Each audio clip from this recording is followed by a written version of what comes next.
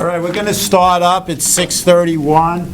There's microphones up above you folks there, so while we're having the meeting, if we can keep it down, so there's no back sound going on the Zoom call, because we're seeing things saying, Patrick Cushing, can you hear us better now? Yes, can hear you. It's just a background from when everyone's talking. That's all. Right. Great, Okay. thank you. Thanks a lot, Patrick. So I'm going to call the meeting to order at 6:31. Motion to approve the agenda that may be amended. I don't see anything here. We have two main topics or whatever, Okay. and we're going to get through it. Make a motion Approval to of approve the agenda. Motion to approve the agenda. Second. All in favor? Aye. Aye. A motion to approve the minutes.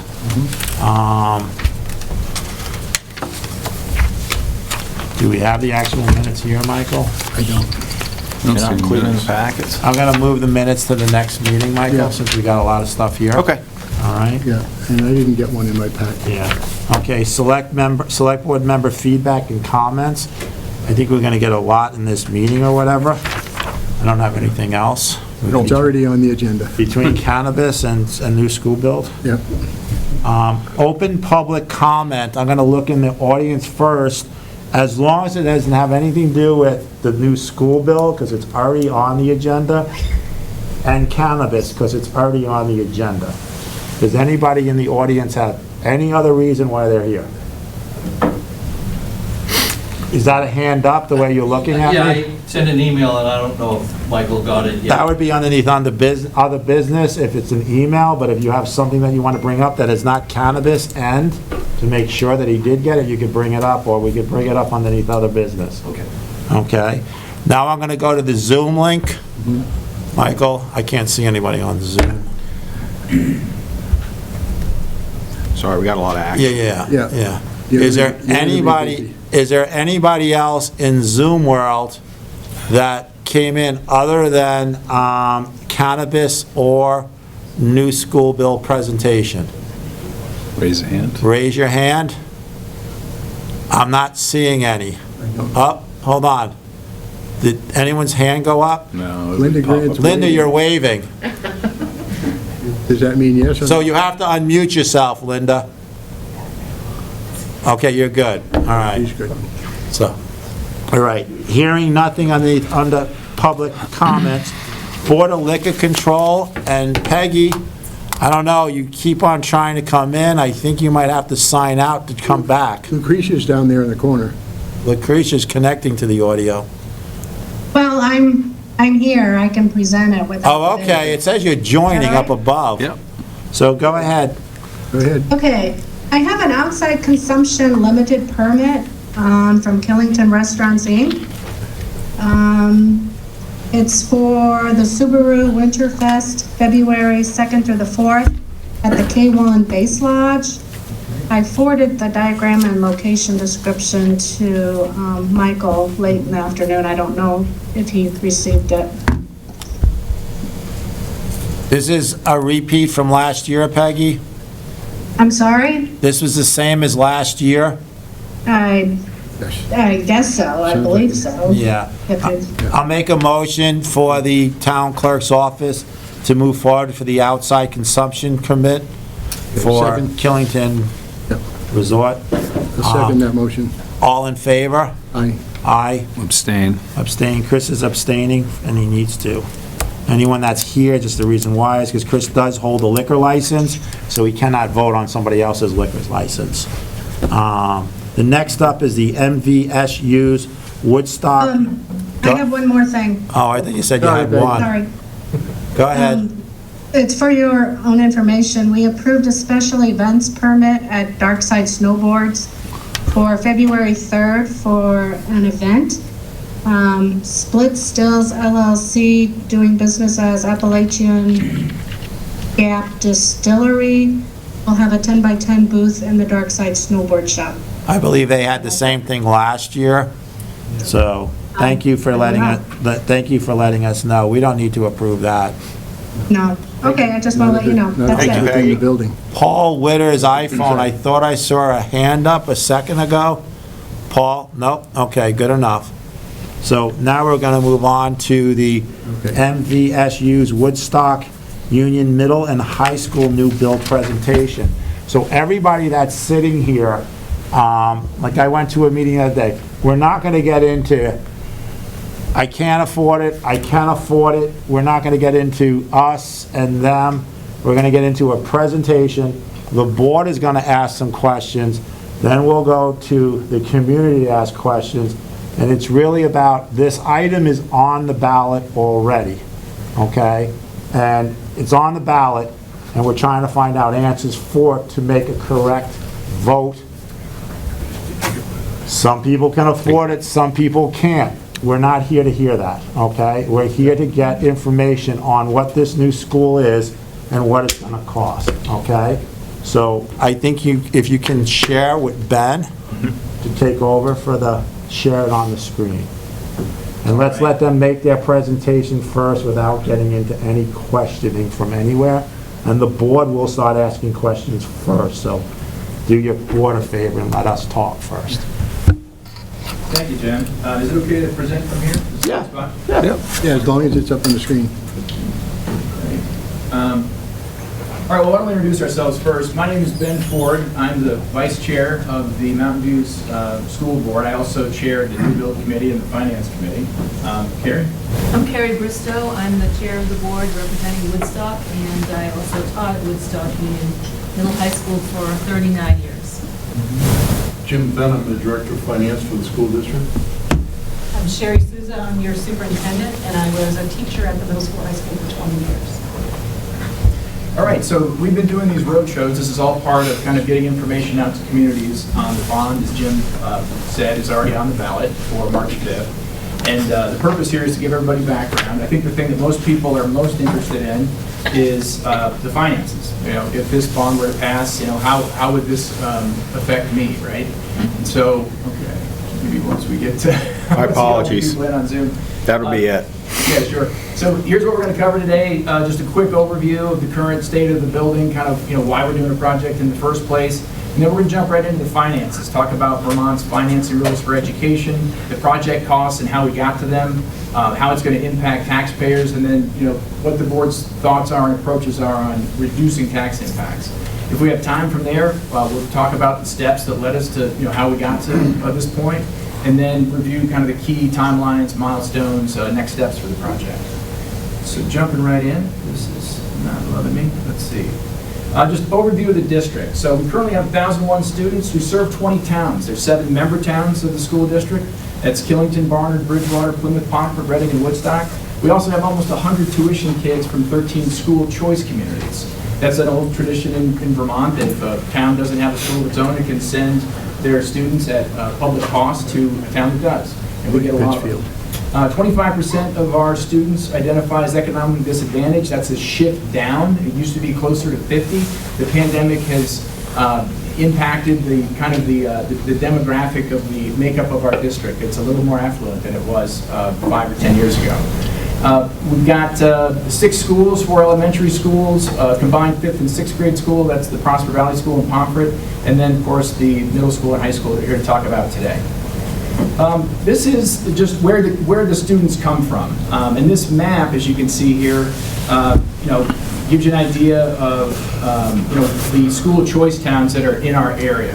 But as you can see, you know, Pittsfield sends the most tuition students to our school district, and then Wethersfield sends a bunch. We get some from Heartland and lots of other places. Lots of places in Rutland County, actually, as you can see there. And the stat there on the right-hand side is pretty key. Currently, we're close to about $2 million in local revenue, as we call it, and I'll get into what that means in a moment, from these tuition towns. And the tuition dollars are great because they offset how much has to come from the taxpayer, right? Okay, got it. It's being recorded. Okay. So let's talk about where we stand with the school. A couple years ago, Dan French, the Secretary of Education in Vermont, presented to the Senate and House Education Committees on the conditions of school buildings in the state, and ours came in second from the bottom, second worst school conditions in the state. Immediate needs of $12.5 million with escalations over 10 years. That was going to be $16 million, and that was a visual walkthrough. We had 6 classrooms go down 2 winters ago, and as a result, we had an item on the ballot a year ago to upgrade the heating system in the high school from steam to water. And when we plugged that in to the middle school side of the house, it caused all kinds of water leaks and problems, and the Buildings and Grounds crew did a wonderful job getting the school online for the school year this year. But that was $1 million on the ballot. It came in closer to 1.3 by the time it was all said and done. And that's not, that's kind of a Band-Aid. That's not something that's gonna, last a long time. And there's a number of other systems that are kind of in imminent need of failure. One of the big limitations on the building, one of the things that we hear a lot is, well, why don't you just renovate the building? The trouble is that it's not ADA compliant, and it would be very difficult to make it ADA compliant given the way it's configured. You can't configure it because it's made out of fixed concrete slabs. The ceilings can't be you can't poke a hole in them to get a fire system in there, or to replace heating units in the middle school gym, because as soon as you go poking a hole in those fixed concrete slabs, you compromise the integrity, and it's not good to have kids walk around underneath it. So that's the building. Just some commentary from students and teachers in the building. I think one of the biggest things that jumps out is just the heating differential and the noise from constant repairs interfering with kids' education, and then the kind of shared sentiment among faculty members that we're doing a great job at teaching the kids, but the building is the biggest barrier. So let's get into the financials. Talking about Vermont education finance rules, this is probably the most complex in the country, but I'll do my best to boil it down for everybody.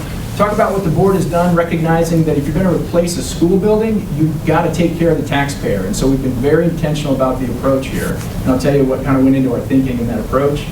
Talk about the final project costs, how we got there, and the impacts. So this is the Vermont education financing system. It essentially boils down to 4 steps. You take your total budget, you subtract out those local revenues. I was talking about tuition earlier. Other things like grant funding come out. That's essentially money you don't have to raise from the taxpayer. What you do have to raise from the taxpayer is called education spend. You take that education spend, you divide it by kind of a magic number that comes from the AOE every year called the property yield.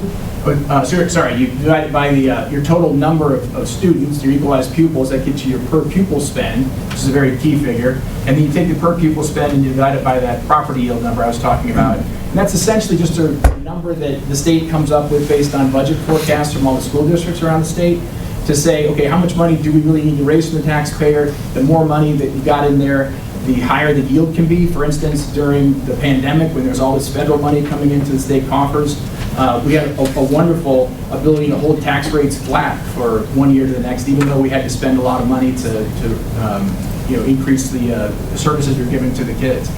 Anyway, that gives you an equalized tax rate. That's the same tax rate that applies to all the towns in the school district. And then they look at real estate activity. And Killington has the distinction of having the highest, I should say the lowest CLA, resulting in the largest adjustment in the state of Vermont on its common level of appraisal. That's a 3-year look at real estate transactions that says, essentially, what's the going rate of property at arm's length transactions. You divide the equalized tax rate by the CLA and you get the town tax rate. So how, thinking about this, just to back up here, so a school bond essentially gets divided out by the term of the bond, if the bond were to pass, and then each year's debt service gets added to that step number 1. It becomes another line item in your budget, the total expenditure budget, and it becomes part of education spend, because there's no other place to get that money from than the taxpayer, unless you've done some other things, right? So in a typical year, we've got a budget about, say $25 million for the entire school district to run those 6 schools. And you're looking at, for a project that's on the order that we're talking about, on a 20-year money, $7, $8, $9 million, you're going to raise the tax rate as much as 30%, right? And so as a school board, we looked at that and said, that is untenable. We looked around the state, we saw bonds failing in South Burlington, over in Slate Valley, just west of here, several other places, and said, okay, the reason for that is they're not taking other steps to take this off the back of the taxpayer. So the first thing is to contain cost. And in our project, our construction management firm, PC Construction, and our owner's rep worked to take $16.5 million out of the project to get down to that $99 million number that you now see. So that was great. I'll show you some of the steps we took to get there. Time is the next thing. Under Vermont law, there's bond anticipation notes that give you a length of time to do short-term borrowing before you have to lock into your bond terms to repay that. In the case of our project, if the bond were to pass in town meeting day, March 2024, the debt wouldn't start to get repaid until summer of 2027. That gives taxpayers time, which is a crucial thing. Stretch that out and allow people to make some arrangements if they need. The next thing is a cap, and this is something that, and Jim, I'm not trying to pick on you or call you out. Jim was on our school board, and we had a lot of discussion about this thing. And it's essentially, in looking at those other school districts, we said, okay, if those others are coming in around 32% and they're failing, which ones are passing? And we looked at Burlington. They passed a school bond there a couple of times, and that's about 16% is about what their tax impacts were, because they've got so many kids and their per pupil spend is so low. So even though they've got a $200 million high school project, that it comes in around 16% for them. But I would make this point, and that the cap is really kind of meaningless, in that under Vermont law, you have to pass your school budget every year. I was in conversations with the chair of the Winooski School Board. They passed a school project about 5 years ago, and I was saying, congratulations, you passed your school project. This is wonderful. And he said, well, that's all well and good, but I still have to get my budget passed every year, and that's no easy task. So the point of that is to have some discipline at the school board level on a year-over-year basis to recognize that just because you pass your bond doesn't mean you're going to pass your budget. And to do that, you've got to keep the taxpayers happy. So we put that cap there. Under Vermont law, if your school budget doesn't pass 2 times, then you have to come back with reductions anyway, right? So this policy is really consistent with laws that are already on the books. The next thing is terms. We've been in discussions with both the Vermont Bond Bank. Last year they quoted us 3.75. The municipal bond rate's down to 3.5. That's encouraging. We're going to keep an eye on that, but it's going to be a couple years before we really have to lock in on that rate. Then the term. The term is key. In discussions with the bond bank, again, 40-year terms are available if that's what we need to do when we get to that point and we need to keep the payments low to keep the tax rates low. The last 2 are a little bit more controversial, I would say, and I honestly don't know why, but it's the ones that kind of generate the most discussion. The first is the fact that we launched a capital campaign and had some success. We went to the Woodstock EDC, got $50,000 to bring on a professional fundraiser, Marlena McNamee, I think she's in the room here this evening in the back, and have raised $3.5 million. The idea is, that doesn't sound like a lot of money on a $99 million debt, but when you plow it against the first 5 years of debt service, it keeps the tax rates where they need to be, right, to make that 16% commitment. So that's the idea. And we're not going to give up by any stretch of the imagination. That we've only been at the fundraising thing for about 18 months, and we see that as demonstrating the value case of having the school district invest in fundraising, right? And the key thing here is that another reason why, we get people saying, well, why don't you just take another direction on this thing? Or, all this green energy stuff you're doing, why wouldn't you just put in traditional boilers and save everybody money on that? First and foremost, they're not cheaper these days. Green energy is just about as cheap as traditional HVAC. Secondly, most of our fundraising dollars are people excited about the fact that we're committing to achieve a net zero facility. So, just like the hockey rink across the parking lot. So we lose a lot of that money, if not all of it, without a new building. And the last thing is about enrollment. As you saw on the slide a few slides ago, that per pupil spend is really the linchpin of the tax rate. So it's not just about cutting costs, it's about gaining students. So if you can retain the ones who are leaving because of the conditions of the building and gain more, as we have been gaining since the pandemic, then you can drive that per pupil spend down and the tax rate down as well. Okay, so let's, this is the building. I just want to give everybody a sense of the things that we did during the value engineering to take some cost out. This is the current kind of look at the building, and you'll notice that on the back, if you've seen prior views, that all of the barn structures that you see there on the front have been knocked off. Those have been taken out. Same thing on the upper left side by Union Arena there. half of that kind of wing has been lopped off. We've reduced the building size by about 6,000 square feet. So these are some of those steps.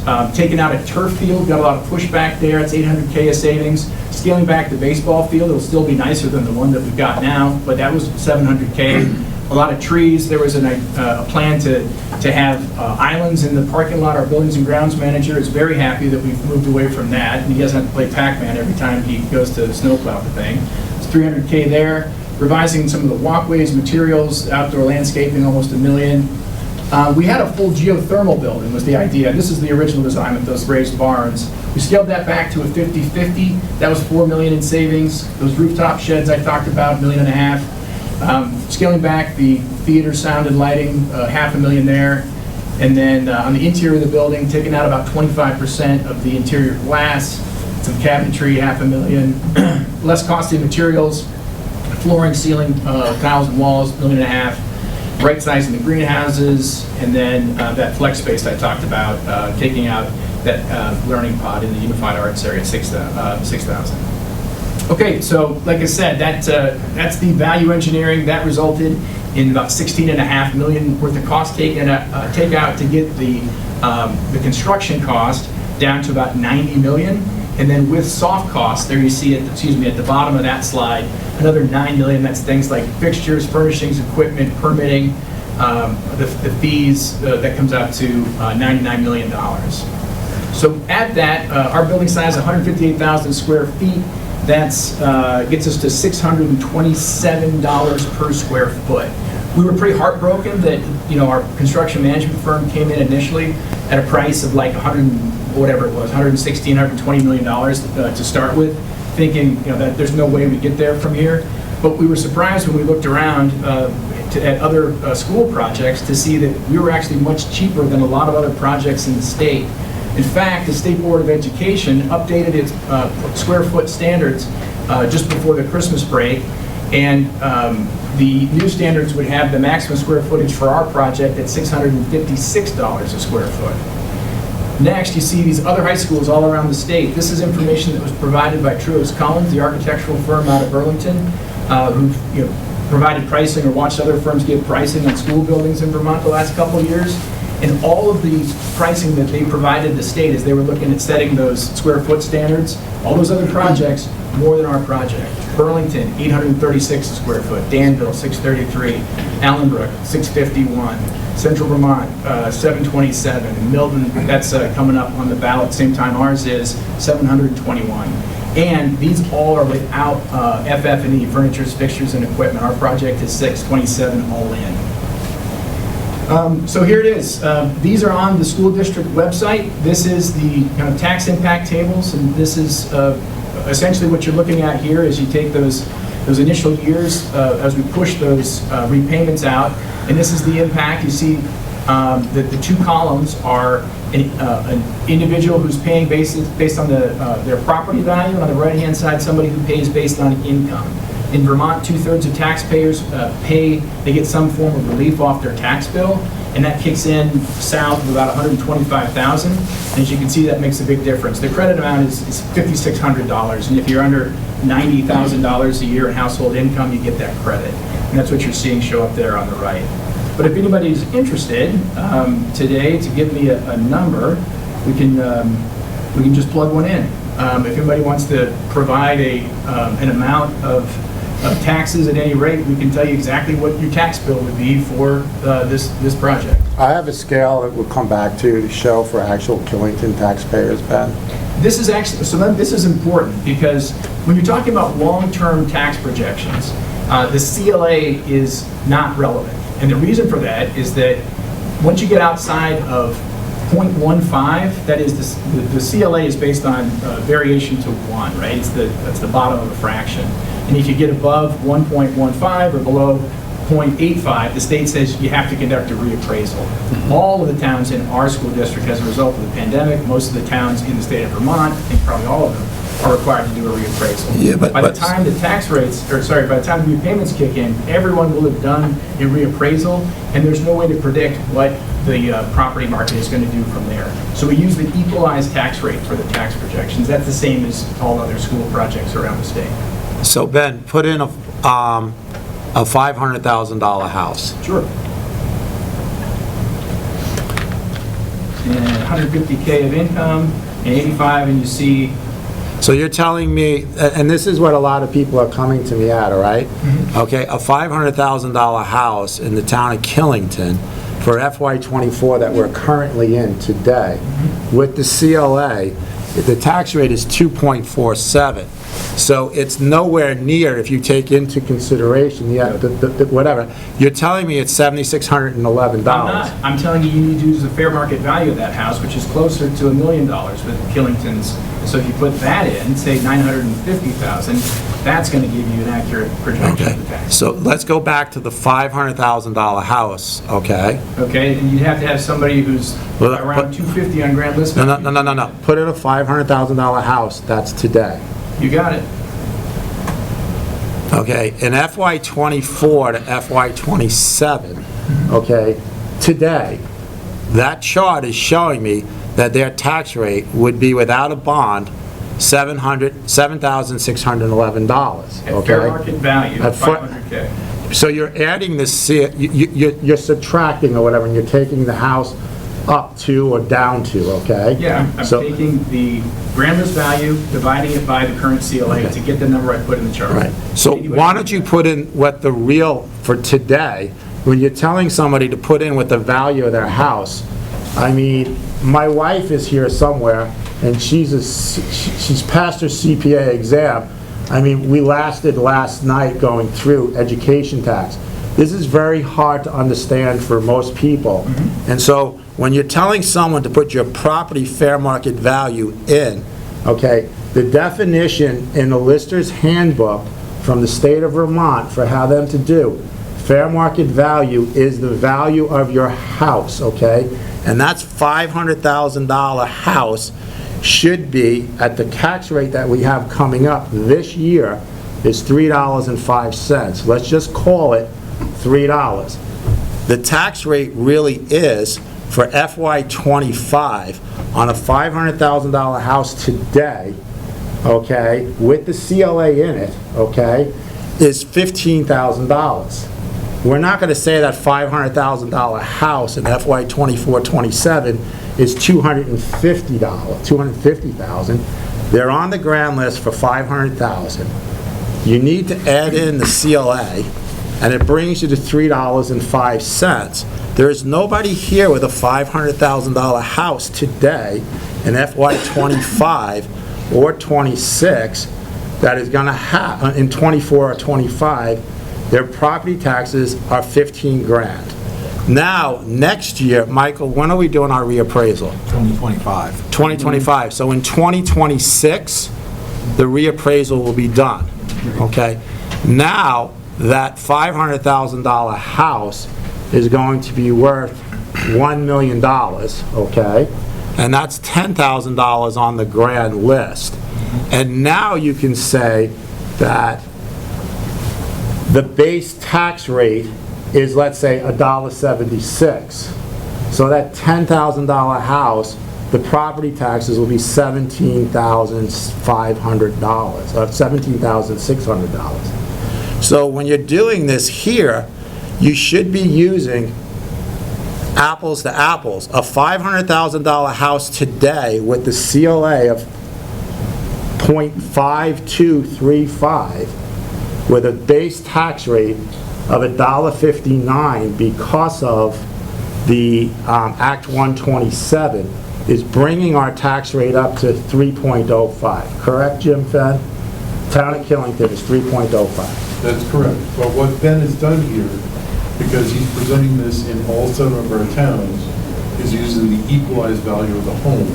So in Killington, that $500,000 home this year is really worth, on his table on the right, the $950,000.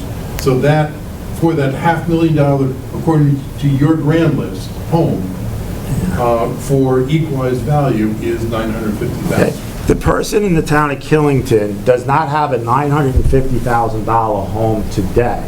The person in Killington today has a $500,000 house, which is $5,000, because you take $500,000 divided by 100, it's $5,000.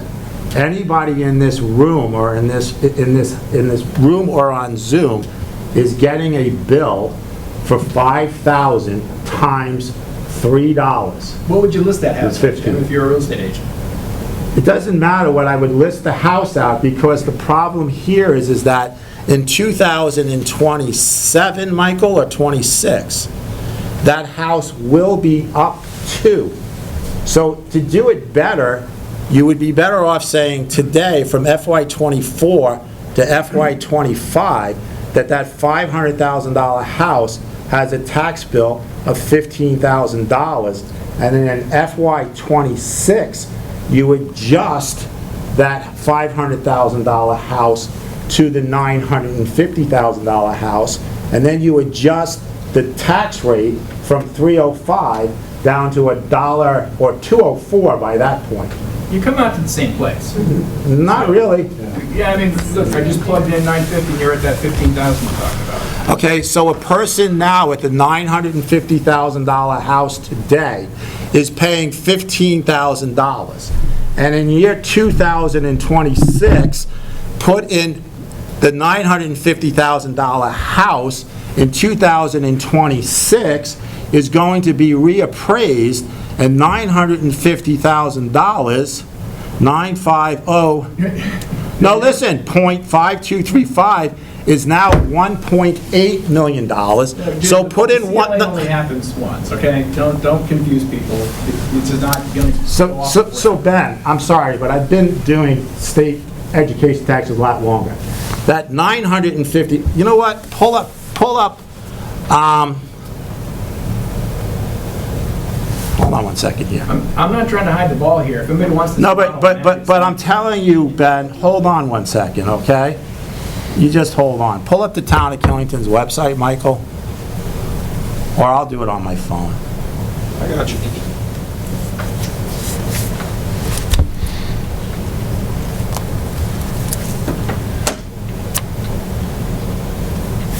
Go to departments. So, Ben, I'll just ask a quick question. Is that okay? Whoa. Sorry. We're here, we said we were waiting, okay? Yes, okay. Which department do you want? Grant, the listers. Go into grand list 2023. Go down to, we have board members, Ann Carl, K-A-R-L. No, just go down to K and pick up Carl.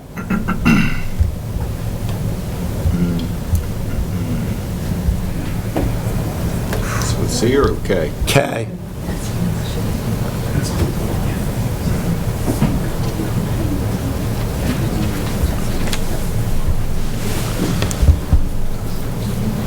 I hear the C's. You gotta go to K. Oh, I K. did. I was there. He went to first name, though. No, last name is Carl, it's on our school board. Yep. John, Ann? Yeah, Tanglewood. okay, find out, go scroll over. So your grand list number for that property is $832,000. $560, and they're paying $23,331, okay? So in So- that so- calculation, So you can I, put it in at $1.6 million, and then you've equalized it. no, they're paying this year, Correct. based on $832,000, and they're paying $23,000 in total tax. Correct. And in, hey Seth, I didn't recognize you. So they're paying $832,000, what is it, Michael? It's $560. No, that's the You value. think when- That, no, just wait, $832,560.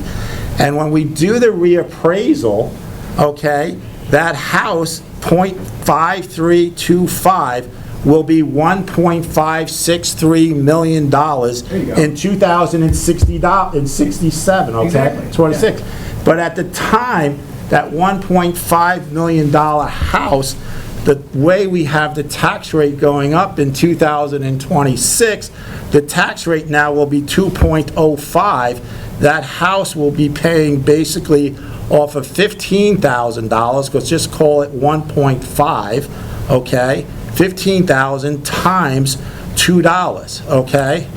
It's $30,000 for that house just in education Do you taxes. think it's gonna jump 8,000 when you reappraise?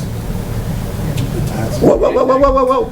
Our CLA is But you 5.5235. pay based on fair market value now, that's what the CLA does. You don't understand, no, so you're making the correction in the, they don't correct the value of the property, they correct the tax rate. So the tax rate, You adjust the tax rate right now because your assessed values are essentially 52% of market value. right, So so, if so, that house was currently appraised or assessed at market value, your ed tax would be $1.59 this year. Correct.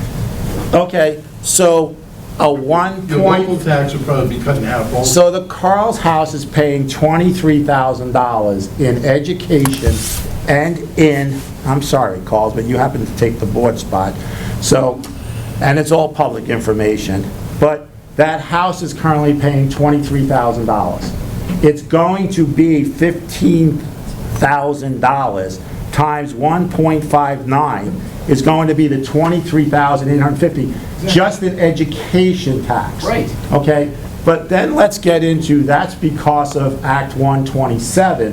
What is the real tax rate, Jim? $1.76 without Act 127. Oh, without the cap of Act Without the, 127? well, you're raising the cost to run the school, to do some stuff, to take advantage of Act 127 currently. True. If Act 127 wasn't here, the tax rate would be $1.76. And if Act 127 were here, we wouldn't do that. It wouldn't be at 176, we wouldn't spend as much. Jim Harrison, what happens as our Killington, if representative, the $1.59, if Act 127 ends this year, we will be at $1.76 starting the following year. I don't trust your numbers. The cap, there's a lot of discussions, that cap may go away. There was unintended consequences with putting in the 5% cap. It was meant to help the districts that were going to be disproportionately affected with the change in pupil weighting. And you folks probably saw the letter from the two money chairs that take care of education financing, and they were hinting that there could be changes coming in that.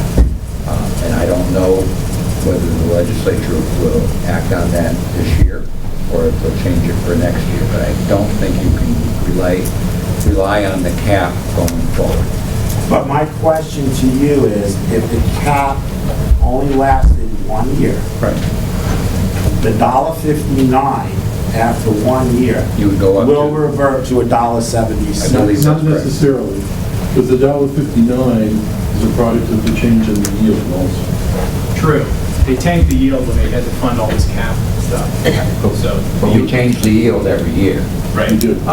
And with the new pupil weighting, we changed the yield quite a bit this year because there's more equalized students under the new weighting. And because you had to fund everybody's 5% cap. The challenge is the education fund is a zero-sum game.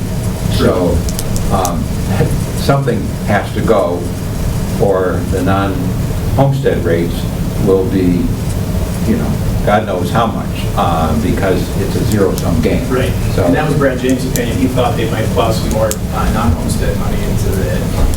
Who knows?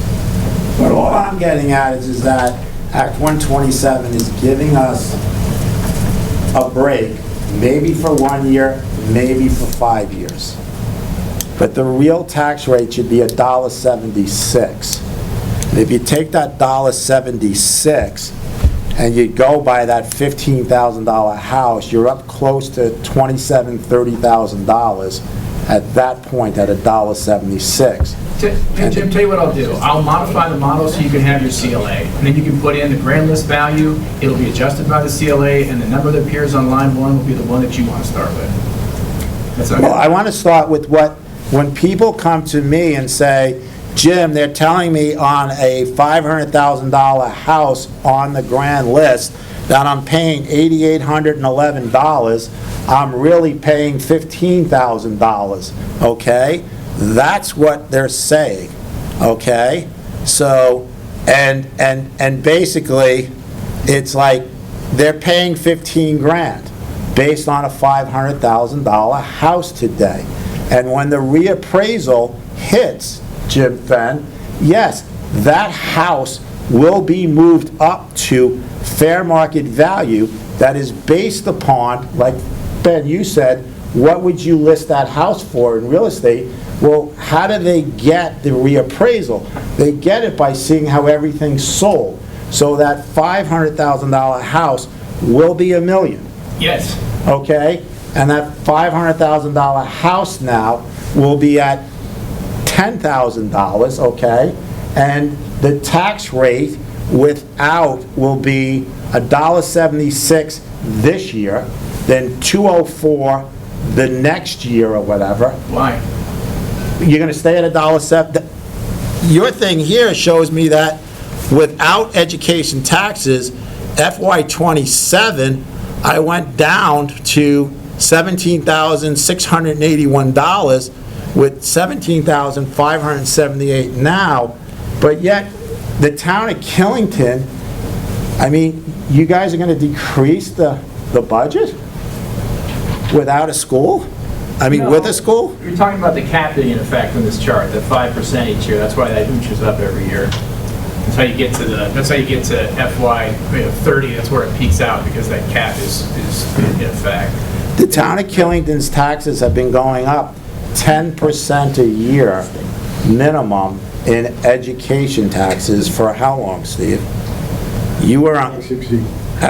What did you do prior to this board? You were on the school board for how long? 18 years. And you were there for the beginning of Act 60, okay? I mean,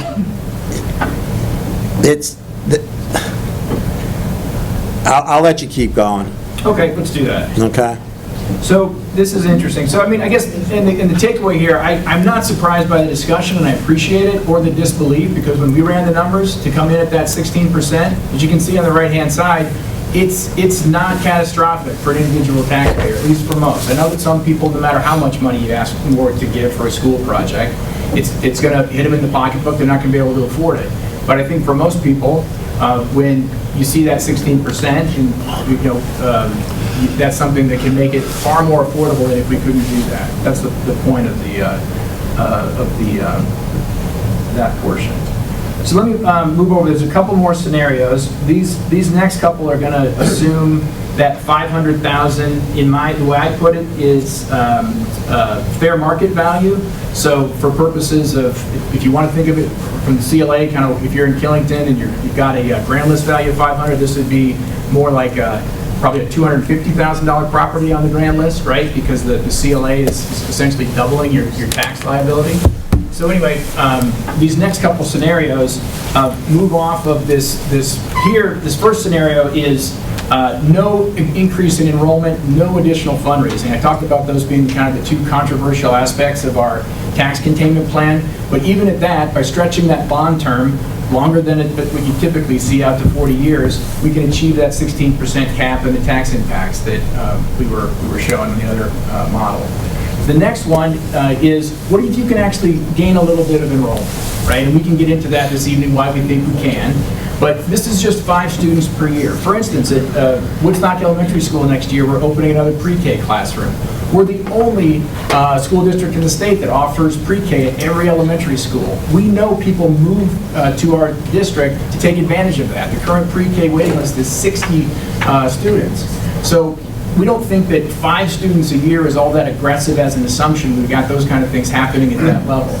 So with that, as you can see here, you get out to year between 5 and 10, you start to see that tax rate starting to come down if we're plowing that money back into the tax. Hold on 1 second.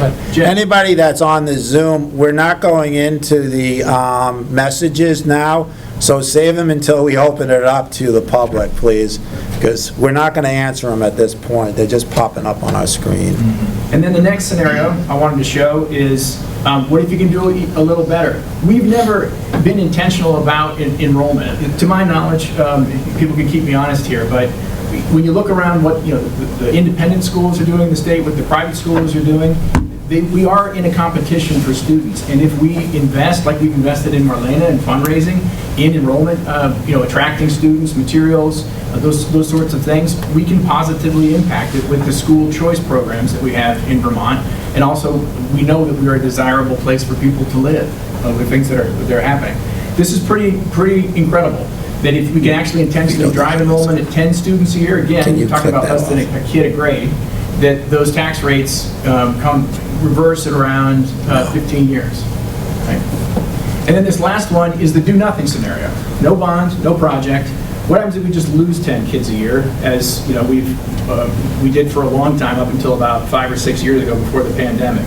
If that happens, because your per pupil spend is what controls your tax rate, it doesn't matter so much about how much cost you contain, you're going to spend about $1.5 million because stuff's going to break. Maybe some years you get away with it. Other years you're going to have to spend $3 million to fix a roof or this heating system, and the tax rate just goes up and up and up. That's what you see.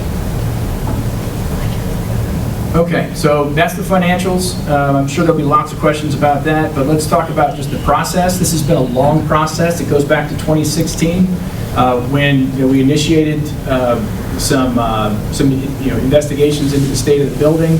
Private fundraising up until last year was all that this project has used, about $350,000 worth to get the architect engaged, to do the visioning, the master planning, up until 2021 when Truex Collins, not Truex Collins, it was Whiting Turner out of Burlington did our first costing, and that came in around $73.5 million.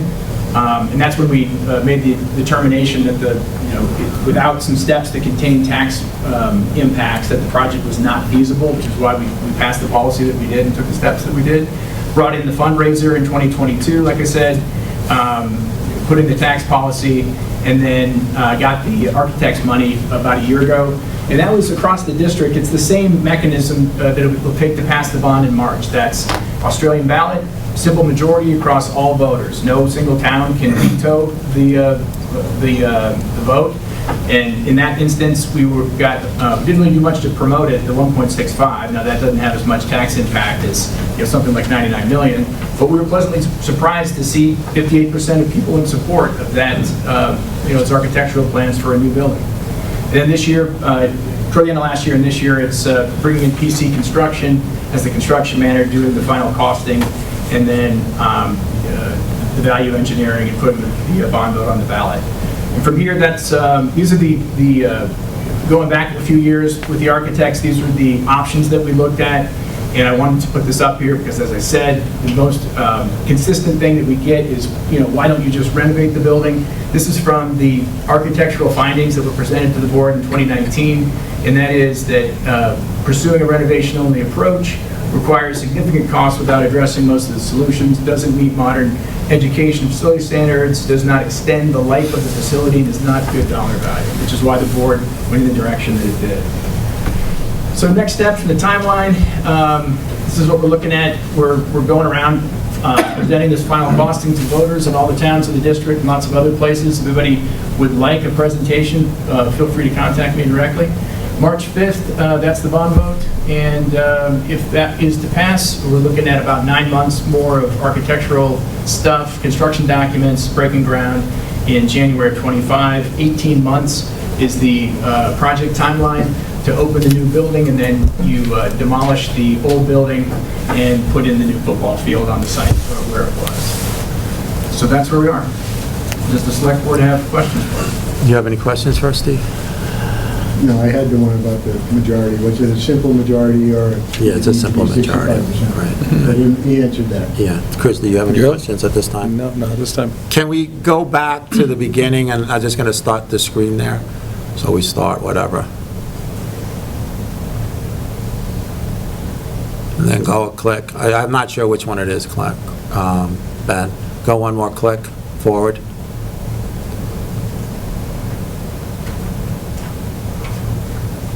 Keep going. Keep going. Keep going. Stop here. So the cap, the board has set a project tax cap of 16% for non-income sensitized taxpayers. And you had mentioned to me that, you know, not to take a hit at me or whatever, because I was on the school board or whatever. Yep. You know, the reason why I did not like that is saying that if for some reason none of these numbers come true, okay, and Act 127 doesn't work, I've never seen an act that has worked for this district before, okay? But if it doesn't work, then the board is going to make cuts to the budget to fall into that 16%. We may fundraise. We may drive enrollment. There's lots of... No, I said if nothing else happens, you don't fundraise, you don't have an enrollment and increase in enrollment, you know, and you're at 30% that year, looking at your budget for an increase. 30%? Increase. You think that's going to happen? Well, you just told us, Ben, that without fundraising and no students or whatever, that it would be 30% increase. The first scenario you looked at was 16%, with just simply stretching the bond term to 40 years, okay? That's what we need to do to achieve it in that scenario. That's without additional fundraising, without additional enrollment. I know it's mind-blowing, but this project could actually be affordable, oh my gosh. So, okay, and then the terms are going out to 40 years, okay?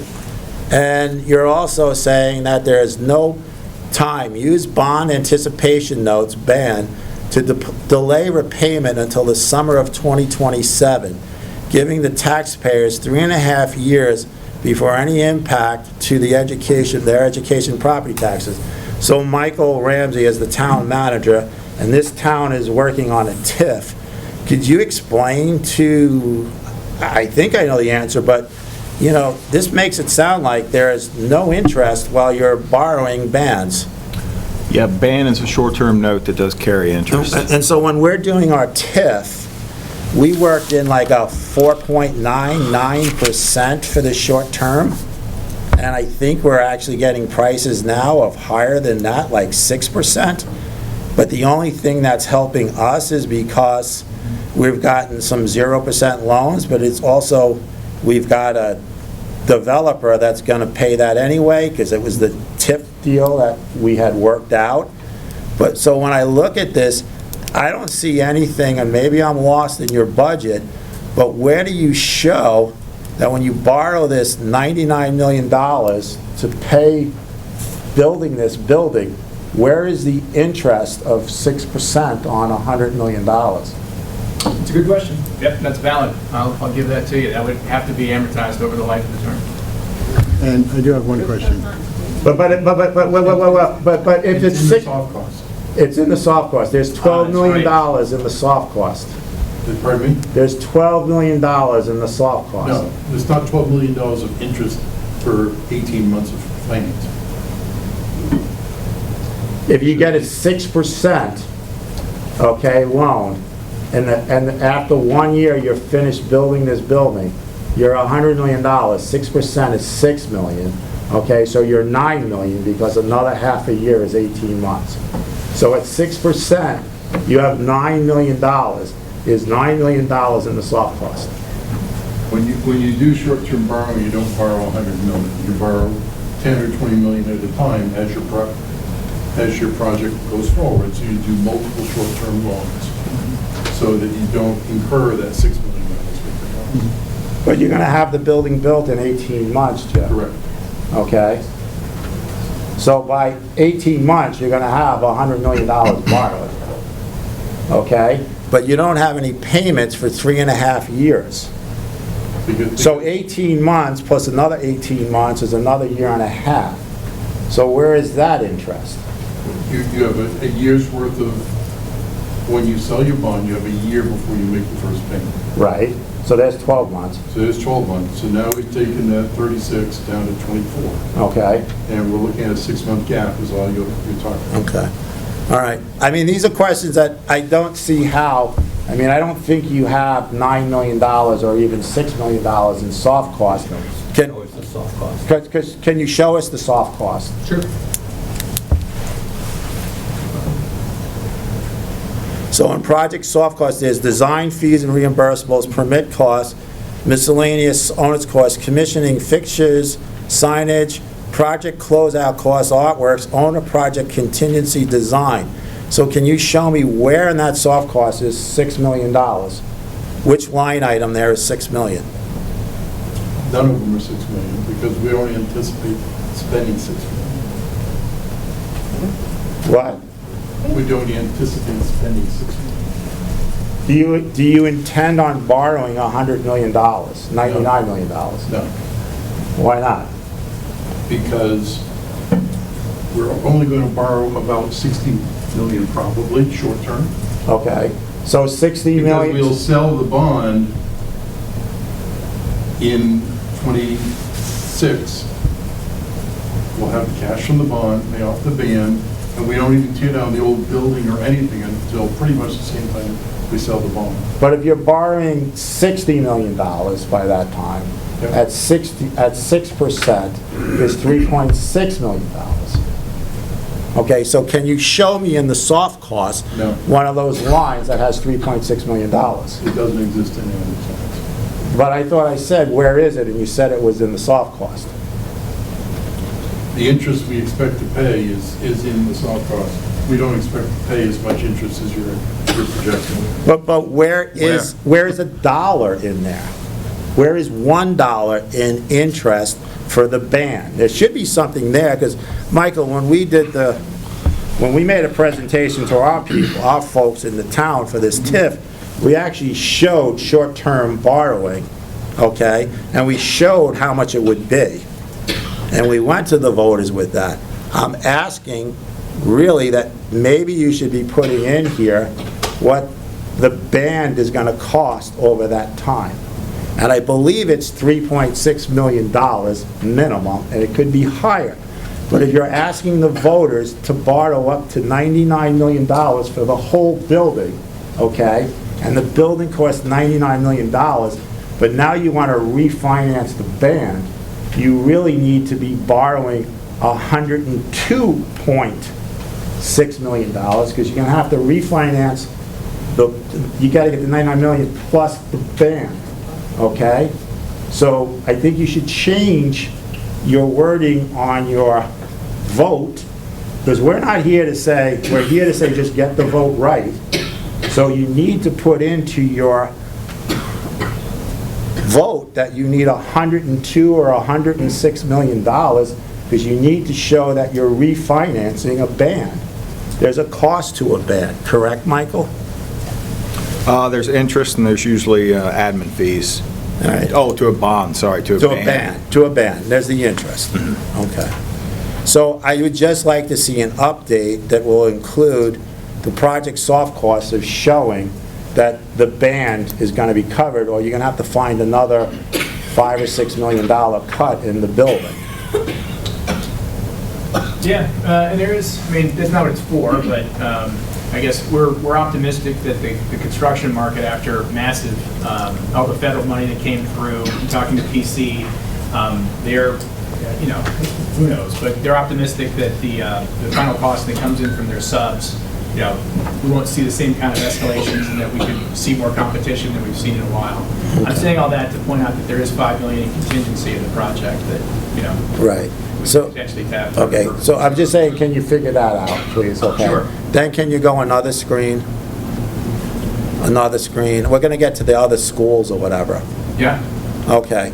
So the Burlington High School is like a big one in the state. I don't know anything about these other schools or whatever. But I thought I just heard that the 290 million is more up to like 230? No, I know it says 209. But I thought that Burlington had some extra cost that came in. The original bond was 165. The original was 165, then it went up, and I heard there was just some other cost increase in the last couple of weeks or whatever, that it's up to about 235. Just throwing it out there, you know, and people that are coming to me in the town of Killington are saying, okay, so $627 a square foot, and hey, we should build this because all these other folks have higher costs than us. And they said, Jim, my wife and I want to build a house, and the going rate right now is $500 a square foot. I can only afford $325 a square foot, but my builder came in at $415. I still can't build it because I can't afford that $65 times whatever. So, I mean, you know, that's what they're coming to me. And this is me telling you what I got coming to me, and you guys got a little promoting to do or whatever. So let's go to another screen, go on one more screen. So we're coming back to this. So you had said this is with flat enrollment, a $99 million bond at 40-year bond term at 375, all that other stuff down there, okay? You said you could change it to reflect that the real property value on the grand list today is $500,000, and then in year 2027, or we'll just go 2028, that $500,000 now goes up to $1 million. You said you can come to my calculation way. Yeah, what I would do is I would start with the input value, right? It's 500, so you go from property value to grand list value, right? Right. And then you just divide that by the CLA currently. And that's assuming that you're going to do a reappraisal the very next year, right? I don't think you are. I think you guys are for 26, right? We're 25 with impact on 26. 25 with impact on 26. So I guess you just get, so you may not get another, you won't get another CLA then. That's the only thing, is that if, I think Woodstock is pushing ours out to 27, so we're going to get another CLA or two.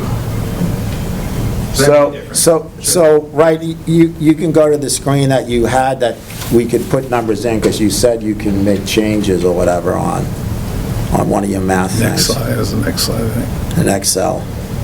So we're going to make it that $500,000 house is really getting taxed at $2.47 today for education, for FY24. You want me to modify this model right now? Sure, you said you could. With my little public math for everybody, huh? No, we're just going to test your Excel. Oh, I've gotten pretty good. I'm sure you have. And everybody, Ben and I have been on the board for a while, and this is, you know, I'm just trying to get the taxpayers, and Ben wants to get the right number out there too, and it's really hard to understand this stuff. So you guys are at .5235? Right. Well, no, because we're going to say 2024, so we were .6235, Ben. 62 what? Well, it's on that other sheet or whatever that Jim sent me. I guess I could go back last year. Yeah. Why don't we just use this one? That's what's going to go. Okay, so you can go for this one here where it's going to say .5235, which is going to bring the tax rate up to $3.05. Do that. So you want to put your 500 in here. There you go. Wasn't too far off by 5,000. Okay, so the current property taxes is $14,570, okay? And then, we're just gonna say that's this year, Ben, and the next one is gonna be FY28, year one or whatever, next year, with a reappraisal, okay?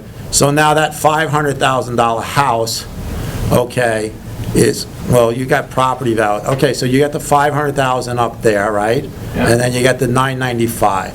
So some people are going to say, you know, that increase where you're showing $14,540, and I'm going to say that's 2027, just for fun or whatever, like that's this 305, because 2024 doesn't matter. So 2027 is this next tax bill coming in, and our tax rate is 305.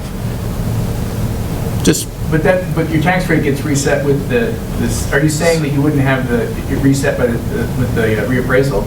No, our tax rate is set already in this paperwork that Jim Fenn gave us. Yeah, but then you wouldn't do both. You wouldn't apply the CLA. No, I'm just saying that this year, that first block, our tax rate is $3.05. And you're telling me So you have to change that 500,000 with 305. That's what I'm getting at. A $500,000 house today, okay, is a tax rate of 305. So 3.05 times $5,000 for a $500,000 house, the tax rate would be $15,250. We're within a few $100 there. Okay, all right. Then that $500,000 house is going to go to $950,000 is what you have. Okay, Then the tax rate 950 resets. divided by, and then the tax rate is going to set not at the $1.59, because that's this year, okay, for the base rate. But Jim is saying that the following year, if it's gone, it's really $1.76, okay? Because they say they're looking at it. But even if you use Act 127 for a second year, that $1.59, you're projecting to go up with a cap to use it, correct? 5%. We'd be stuck with it. I mean, they forced everybody into that cap by putting the yield so low. They forced. That's true. Remember that. Hey, Jim, Yeah, it's true. I have a question. On the two charts, one was same value house, one was $150,000 income, one was $85,000 income. You were going to get to that. Correct, What yeah. if you make more than 85 but not 150? Which chart do you go by? Yeah, so so income sensitivity in Vermont starts, and they keep bringing it down. They shouldn't, but they do. It's around, I want to say 128,000 is the threshold now where you start to get credit if you're beneath that, Okay. right? And the max credit you can get on your ed tax bill is $5,600 that you get if you're beneath 90,000. You get an additional credit of $2,400 on your municipal tax bill if you're under 40,000. They call those circuit breakers, I don't know where that term comes from. So you can get up to $8,000 off your tax bill if you're low income. An individual that doesn't report income, for instance, should qualify for the full $8,000. Now, there is a limit on property value. If an individual has property value over $400,000, then the portion of their home that's over that doesn't qualify for the credit. So that's complex, but that's how income sensitivity works. Say that again, if it's over 400,000. they don't qualify. No. You qualify up to 400. Yeah, it's like Anything over that, you're full boat. But I'm coming back to this. It's a $500,000 house with a $3.05 tax rate with the CLA included, okay? It's $14,540. The next year, we're at $950,000. The tax rate should really be $1.76. Back to the equalized, correct? Back to the equalized, which is going to give you $17,673. Yeah, I mean, that's with the application of that 5% tax cap of Act 127 year over year, and that's not cheap. I mean, over 5 years, you're talking about 25 or compounded 28%, right? But that's And I'm only going at the first year, 2026, when we do our reappraisal, okay? That the current Act 127 ends, and it's $1.76. But that house becomes $955,110, and $955,000, okay, becomes, this is like 955,110 divided by 100 equals $9,555.10 times 1.76. So in year 2, I have 16,809. what I got. Okay, so but today they're at 14,540, but you're showing no impact. Their tax rates went from From the bonds, that's right. That's just no. This is without the bond. Correct. Yeah, people's Their taxes tax go up. rates are going to go up $2,000. That's right. Okay, and then the tax rate increase with the bond. If nothing happens great, and you add another, I don't know, $5 million, $6 million, $7 million bond payment later on, is going to increase what? About 60 cents? Not in 27. I mean, in 28, you're looking at when those payments come back online. That's the summer. We're talking about the ban timing, right? Because we run on a fiscal, so the start of our fiscal is July of 27. That's why that's in 20. 15 cents, 20 cents? Sorry? 15, 20 cents in that year is what you're figuring? In 28? Yeah. in 28, this, like I said, this is Act 127 capping out at 5%. I'm saying Act 127's over. Yeah, well, then you can just shift all these numbers up, right, and have them apply earlier because that cap goes away. But the numbers don't get bigger. They just happen earlier. But if somebody is paying currently today $14,000 or whatever, and then the following year after reappraisal, they're paying $17,000, they just saw a $3,000 tax increase. And that's without the bond for a new school.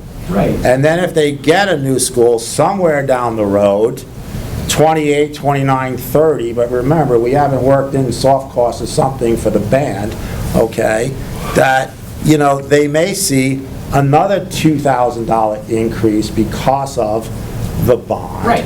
And they just went up $5,000, but you've got through 2028, there's no increase.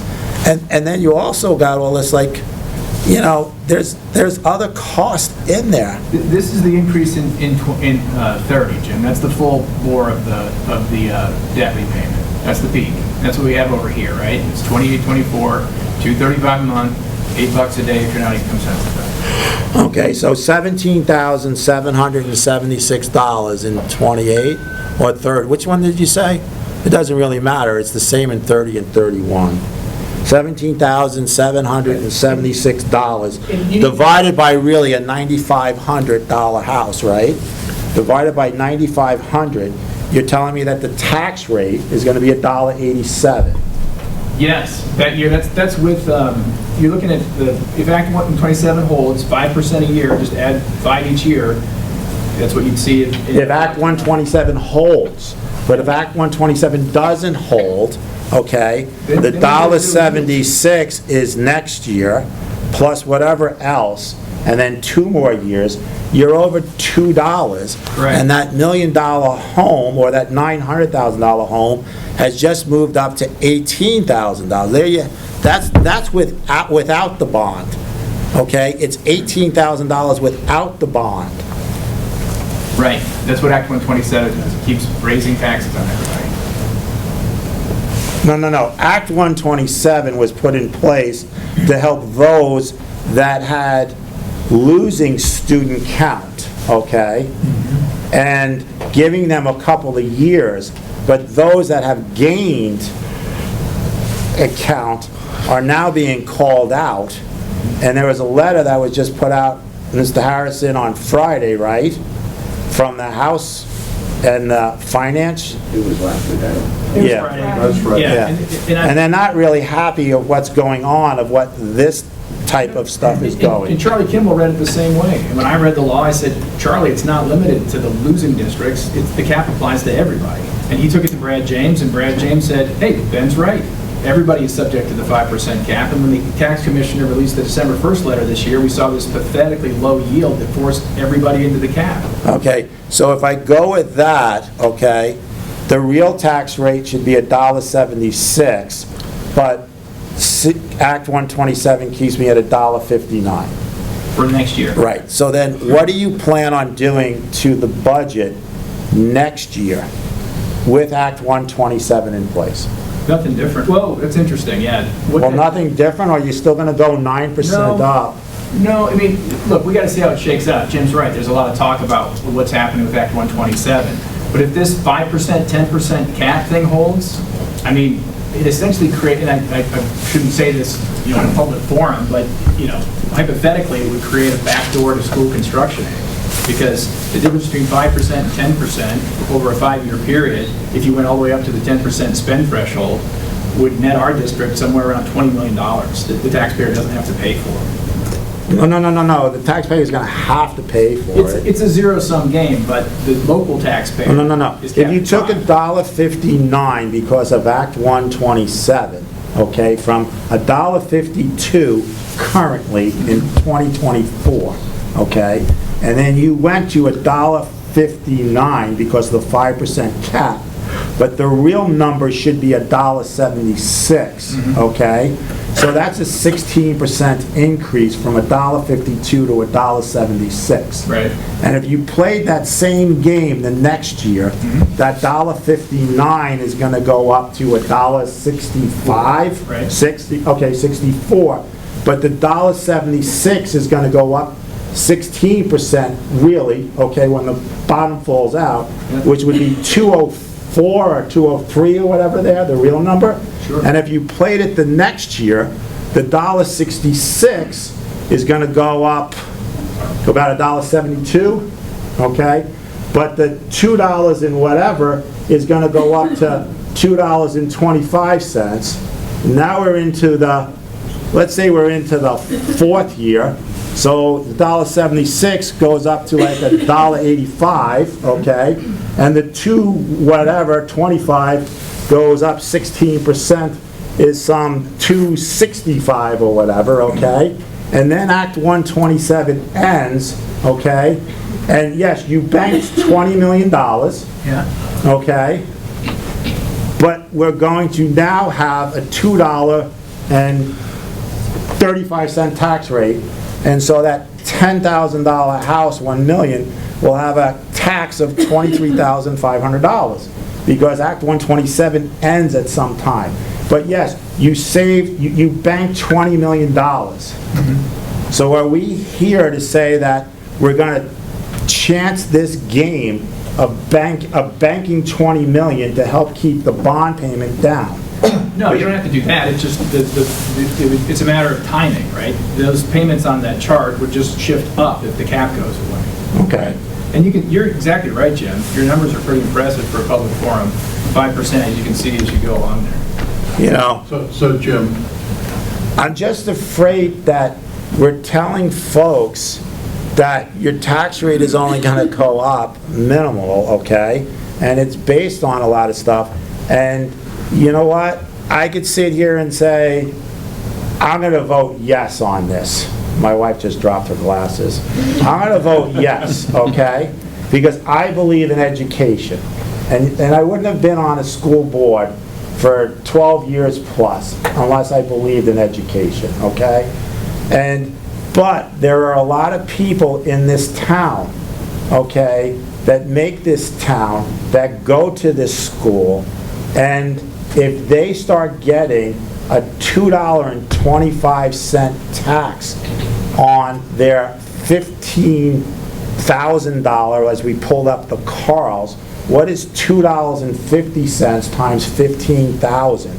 Well, 2 times 15 is 30, and then 50% of that, so they're at $40,000 or whatever for that. So Jim, let me paint you a slightly different picture. Taxes go up exactly as you said, no questions asked. But like we did with Esser, and you being the former chair of the facilities committee, knows we've got $8 or $10 million worth of facilities upgrades to the non-middle high school buildings that have to get done. Right.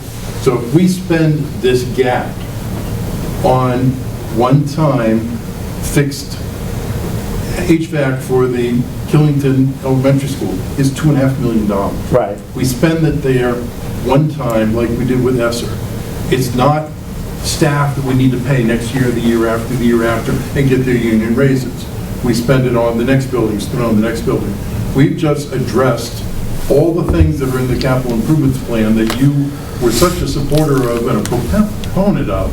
But not. And then when the Act 127 ends, if it ends next year or 3 years out or 5 years out, we drop those and we're back down to a budget at the 159 or at the 176. 176. At the 176 level, because we've used those extra capacity for one-time expenditures that we have to do. We're not borrowing for them. We're not going to be paying them for 5 or 10 years out. We've paid for them with this gap that we've had available to us. So number one, ESSER was pretty much ARPA funds, okay? Yep. Which was federal funds. Yep. They weren't with local taxpayers' property tax bills, okay? Agreed. So let's just make sure that's straight. But so what I just the said. idea of the management of the funds is similar. I get the idea. So basically, like last year, for this current year, we voted on page 4 of our book or whatever, shall the voters of the Windsor Central Union to expend $25,836,048, okay? And this year, we're voting for some 30 million something, almost $5 million more. So where is that $5 million going if there's nothing for the school build, new school build in it? Well, 1 million of it is to go to pay for the debt and the other 3 warrant articles that you approved last year. Okay, So $1 million a year is for that debt. okay, 750 is to pay down other capital debt. 750 is actually to double up some of those payments. right, okay, And also, on the project in this building, or excuse me, in the Killington Elementary Building, Phase 1, that HVAC, right, we've got $450,000 of federal money, the project's $700,000. So we've got a gap that we're trying to, right, so some of that $700,000 goes to that gap. We have a 16.5% increase in health insurance. right. That's, No, I get that and so, part. so, you know, So you're paying, I can tell you some you're of those paying things. $5 million off of other debt or whatever, okay? But the Killington grand list is at $8 million, okay? And the Killington, because of this, even with just the 5% gap, okay, whatever, is going up from 247, okay, to 305, okay? So let's just call it 50 cents. We're paying 8 million, okay, times 0.50. So the town of Killington is giving $4 million to the state of Vermont, and that's just one town. And Woodstock is about the same, going up some 50 cents. So now you're giving $8 million because you relieved $4 or $5 million worth of debt. It doesn't make sense to me. I mean, you're borrowing $5 million today, but now we're going to get taxed $8 million later. I mean, I'm going to stop here at this point, but I want to go back to what Steve Finneran was asking. Can you go to the chart, Ben, with the $300,000 house for $85,000? Sure. You want back in the presentation, you want the Oh, no, let's go with the, where you can do You the were looking at budget the income change, since- your Excel spreadsheet. Yeah, sure. The income side of it? That one? Yeah, this one here. So let's go to the 85,000 and say that the $300,000 house today, okay, with a .5235, okay, Okay, so grand list value 300,000? right, grand list house is 300,000. Okay. The CLA is .5235, okay? And they make $85,000 a year. What is the value of that house? It's $573.66. So let's just say they get the full rebate or whatever on the first $400,000. So the next $173,000, $1,730, they will get the $1.59 tax rate, which is $2,750. So they're going to see a $2,750, and they may never have paid a tax before because they get rebate, because they make underneath $85,000. What are you talking, where are you getting the 2,000 from what? That $300,000 house today, they get full prebate and rebate. Right. They don't pay a penny to education taxes. Yes. Let's go that far, okay? Right. Senior citizen in town, been living here for a long time, okay? That $300,000 house, after the reappraisal, gets adjusted by .5235. Correct. And it brings it up to, in your sheet there, $573,000. They only get the prebate and rebate on the first $400,000.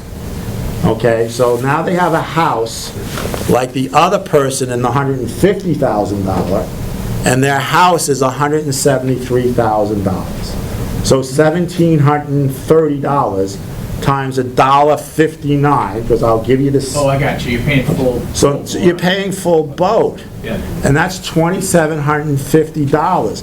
But if I also take that $173,000 house, divide by 100 to get $1,730, and the cap goes away, or Act 127, they're really at $1.76.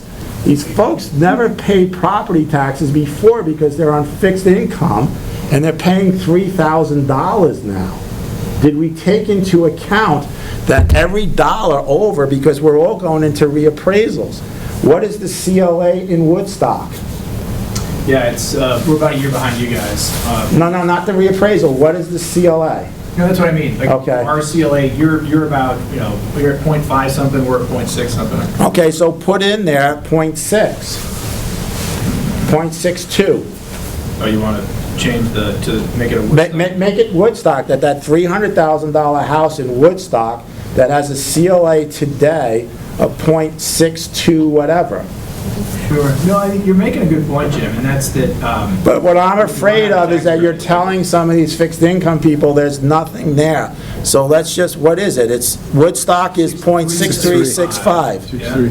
So let's use that. So you could say that, so now we go 6365. We're gonna make everybody in Killington jealous how cheap our CLA makes our tax. You'll be with us in a year. Yeah, for sure. Okay? Maybe you did a reappraisal after we did ours, and I always said, see, forget about it, but now I'm using it. So now that person in Woodstocks was been getting rebates and prebates, and they pay zero, and 71,000, now they got to pay on $71,328, so divided by 100, they got to pay on $713 grand list times, I'm giving you the $1.59. They got to pay $1,134, so call it $1,200. Some of these people don't have that. That's the issue that I have. And I don't think you took into consideration that those houses are going to go above $300,000. So I'm good with, that's all I want to see is changed or whatever. So number one, there's a ban. You got to figure out where that money is for those couple of years, okay? Yeah, that's interesting. You know? Well, it's not interesting because we're living it. We're living it, okay? No, it is. I mean, that we certainly, want to have an accurate set of financials, Jim, and I appreciate the feedback. The $99 million loan, who's giving you the $99 million loan? Bond bank for the last Does the part. bond bank, I thought the bond, They only bond. we talked to Michael Gahn, I think Yeah, it's Gahn, we did whatever, too, yeah. and Lisa's in the back. We can't get a $20 million, they don't have the capacity. They don't have the capacity to do that. USDA came to us, they gave us two $9 million ones because there's something where it's only like $10 million to be tax-free, okay? And then, because if you go above 10 million, then even the one group told us, Mascoma Bank told us that you're no longer in tax-free, so now you're going to get a higher interest rate, and you're going to be more into the 6% or whatever after you go 10 million. Yeah, we broke over that. You know, Mascoma Bank, what did they just tell us? I mean, for years, they would be able to give us, and they went into some school bond banks and municipalities a lot harder because they got to the whatever. But what did he just tell us the other day? They're reassessing their capacity to fund municipalities. And they're not going to be able to do even an $18 million bond for us. So it just happens that like Killington is going through this TIF thing. Yeah. And if you don't have your bond yet set up or even talk, even having someone committed, I don't see how you're going to, can you go to your timetable of when you're going to be, there's a Rebecca or whatever. So, but can you go to your timetable of 18 months? Timetable? Yeah, like where you're going to start breaking ground in the, Oh, sure. let's get away from numbers. You know me, I'll do it all night if you let me.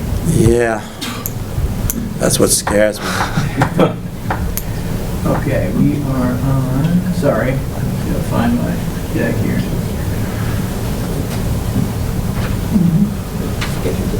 There you go. Okay, so breaking ground in early 2025, so say 14 months from now. It's 24 now, okay? Do you have the loan set up to start doing it? No. You can't set a board until after the vote. Okay. It's going to take you a lot longer than that. I'm just going to give you a heads up, okay? We approved a vote last year for $1.65 million for permits and stuff, right? Have you gone to Act 250 yet to file a permit? You have all your stormwater Yeah, you from wrote it. A&R? No, we didn't have it back then, so. No, we took it as far as we could at that point. Right, so do you have wetlands permits from A&R? We've got everything as far as it can go for where we are. Well, how far are you to go? We've done the stormwater study. We've, talked with A&R about what natural, what endangered species they've identified that. We've talked to river corridors. They've come out and told us what we can and can't do with the building, and been in communication with everybody along the way since then. But at this point, we need to have a positive, positive bond vote before we can move any of that other stuff. But I thought last year you asked an article. Jim, our civil engineer has assured us that we can get the permit in time. I can't tell you what he has done or hasn't done. He's assured us that he can have the permit when we need. Yeah, that's Dave Marshall. He's a Dave Vermont Marshall guy. every day. Yeah. He does this stuff every day. It's not coming from somebody out of Massachusetts. This is, we approved the bond last year for $1.65 million. Shall the voters authorize the financing of the design, the bidding, and the permitting and document development? So, have you spent the whole $1.65 million? Most of it? Close to. Okay. So, what did you mostly spend it on if you didn't get any of the, you haven't filed a permit yet with Act 250. And I'm just like, this is like reality. We're dealing with Act 250, okay? And Act 250, I mean, we put in for a JO on something simple, Jim, okay? We had up on, I call it skiers right, a snow shed. Some people call it Shagback Mountain. There were 3 500,000-gallon tanks that were in this one area of a 50 by, let's say, 50 area. And it's a 1.5 million gallon tank total of water, 3 500s. We said we want to put in one 750 now and another 750 later, okay? It took us 10 months to get a jurisdictional opinion from Act 250. That's not an Act 250 hearing. Like something like this is going to be 2 years in Act 250. I'm just telling you, like, Chris, you've done it. Steve, you've gone through it. This town has gone through Act 250. I mean, the damn village took, I don't know what, you might know better, 12 years? Only? I mean, but that's not gonna, this is not gonna be that, but it's just gonna be like, I just wanna get to realistic. I mean, we approved $1.65 million for permitting, and I expected to hear that we have our permits in place, but we don't. No, we've taken as far as we can with where we are in the process. Okay, let's go to your soft cost.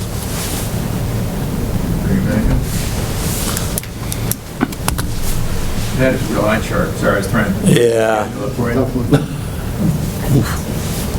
see. Go, Bubba.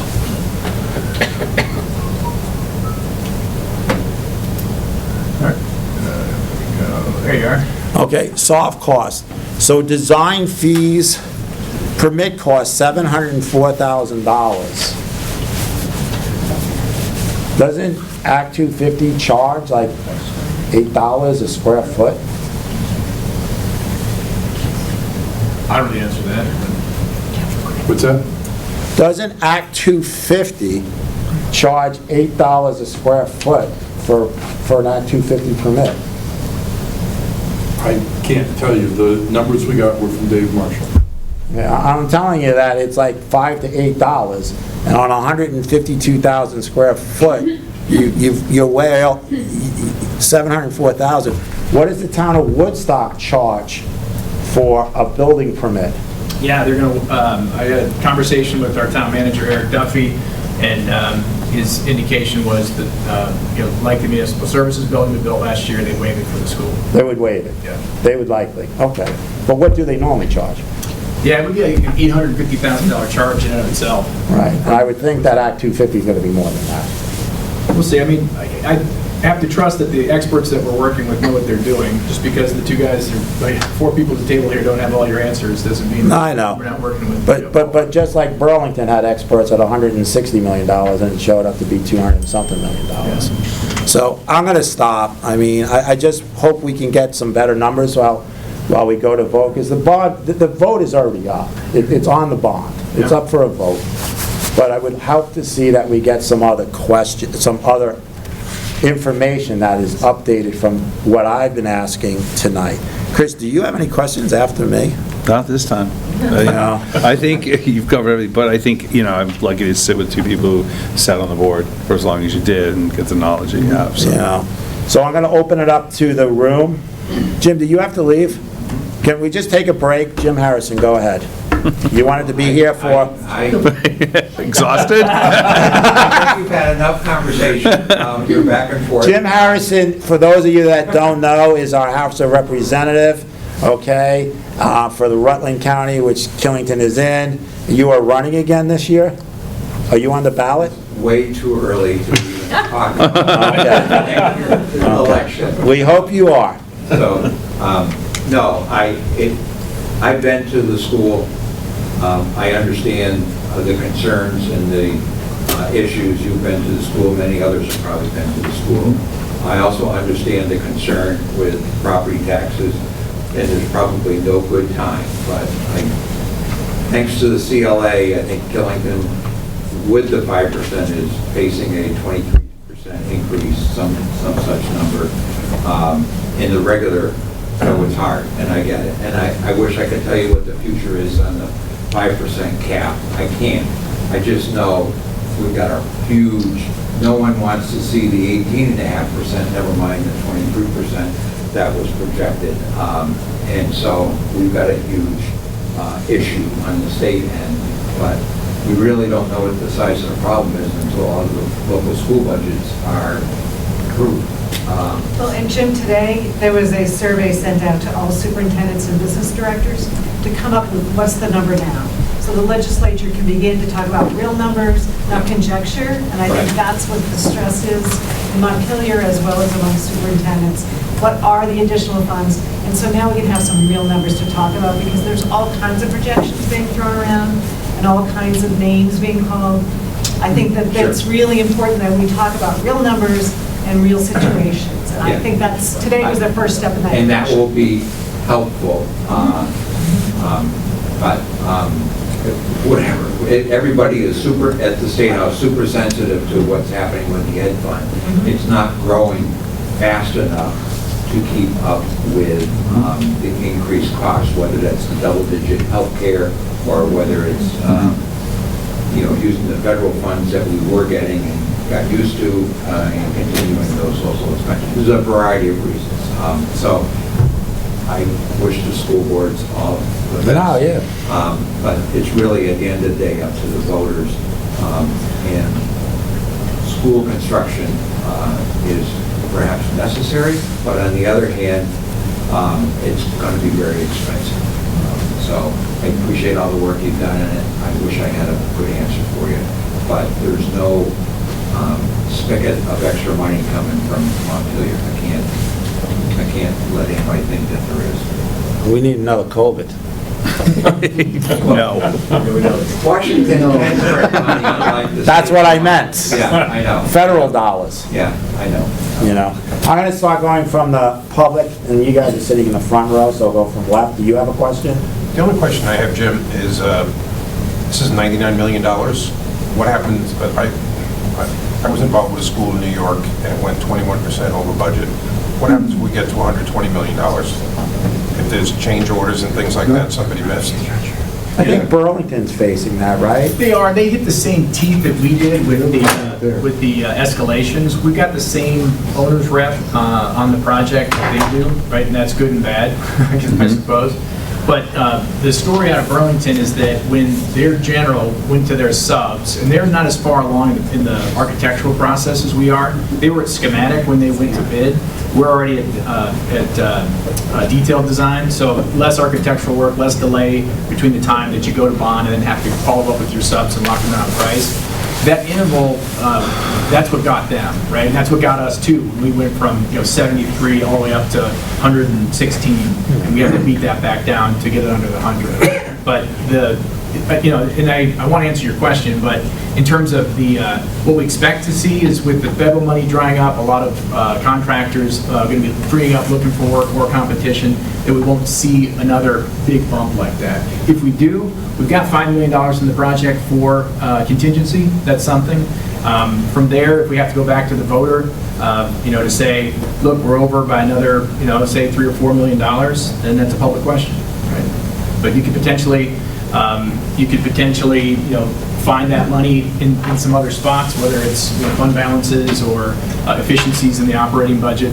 There's some other levers we could potentially pull. Or why not bring the school down to $85 million, make it a little smaller? We get that question a lot, and I'll tell you why. Maybe Sherry is a good place for you to jump in, but when we were cutting that back, right, and Sherry was in these sessions, our department chairs were in those sessions, the number of rooms that's in this building, number of classrooms is the same as what we have now, right? We took it down to be able to support the offerings that we support now. And if we take more of that building down, we're talking about cutting programs. And if you start cutting arts or sports or elective classes, you start losing tuition kids. That $2 million that we get a year from kids who show up because they want to participate in various activities, that starts to go away.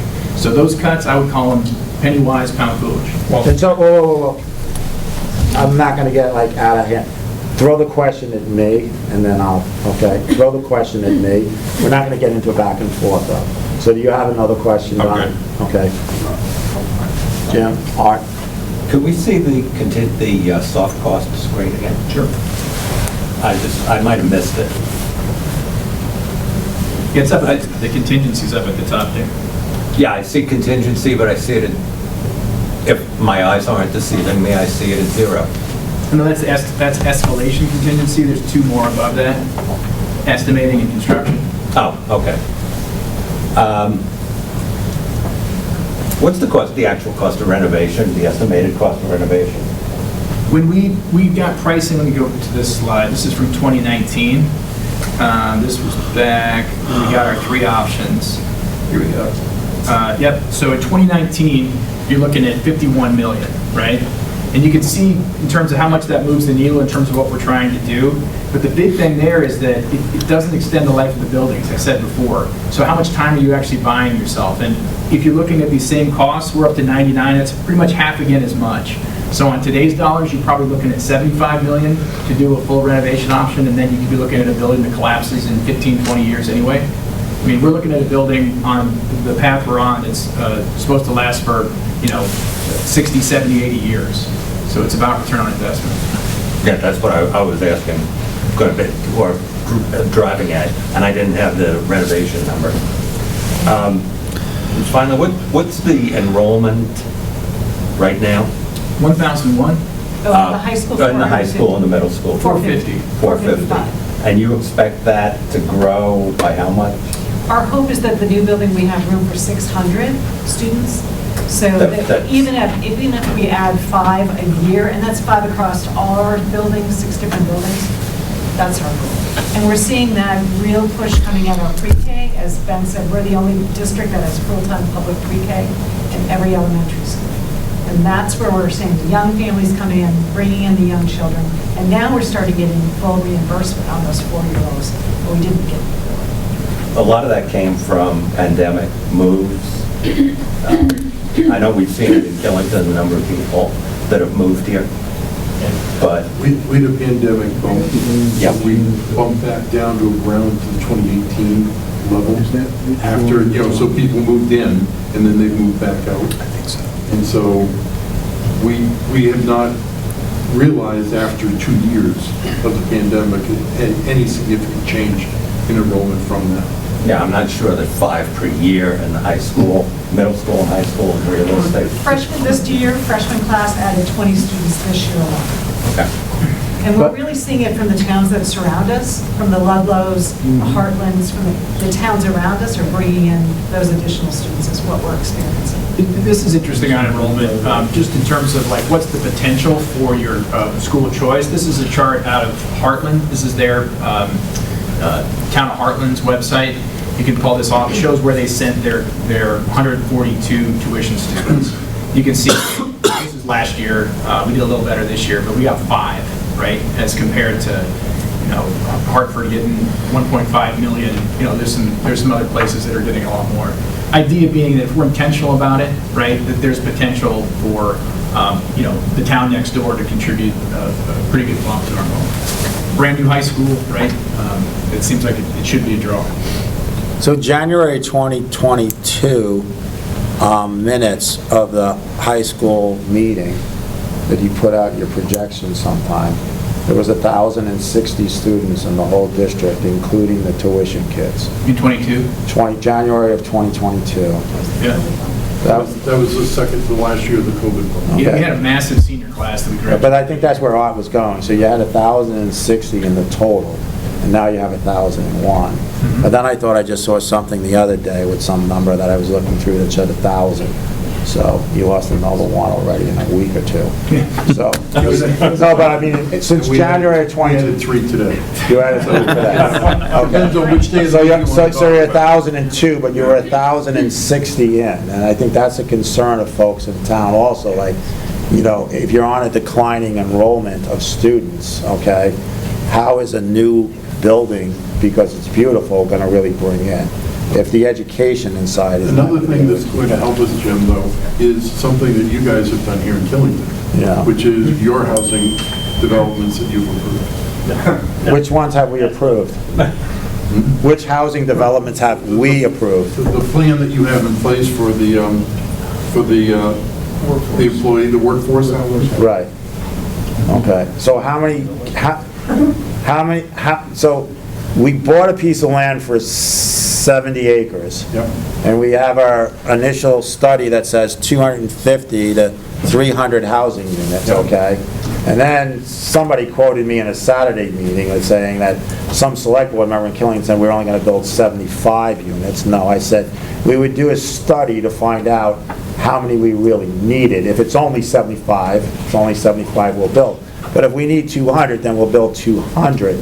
But how many people are like, they're 1 and 2 bedroom units. So do we really think that a person that needs affordable housing money are going to raise a family in a 1 bedroom or a 2 bedroom apartment? That's not all of them, though, is it? It goes on to say 6 to 8. Apartment buildings of 16 to 20 duplexes. Well, I A know duplex could be a 2 bedroom also. What? Salvard Commons, right across the street, is 1 and 2 bedroom units. We have a number of families there. How many? We've had 5 to 10 children from pre-K through 12 right across the street in Salvard Commons. Okay, That's so slowly going progressing. back to, because I've heard numbers in newspapers or I think you heard, Michael, on a radio, that this thing is going to bring 100 kids to.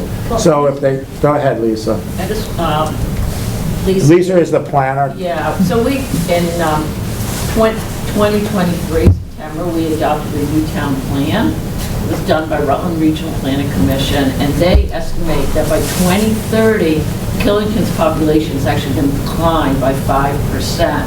And that's based on the fact that we have an older population and that the birth rate is not going to outpace the death rate.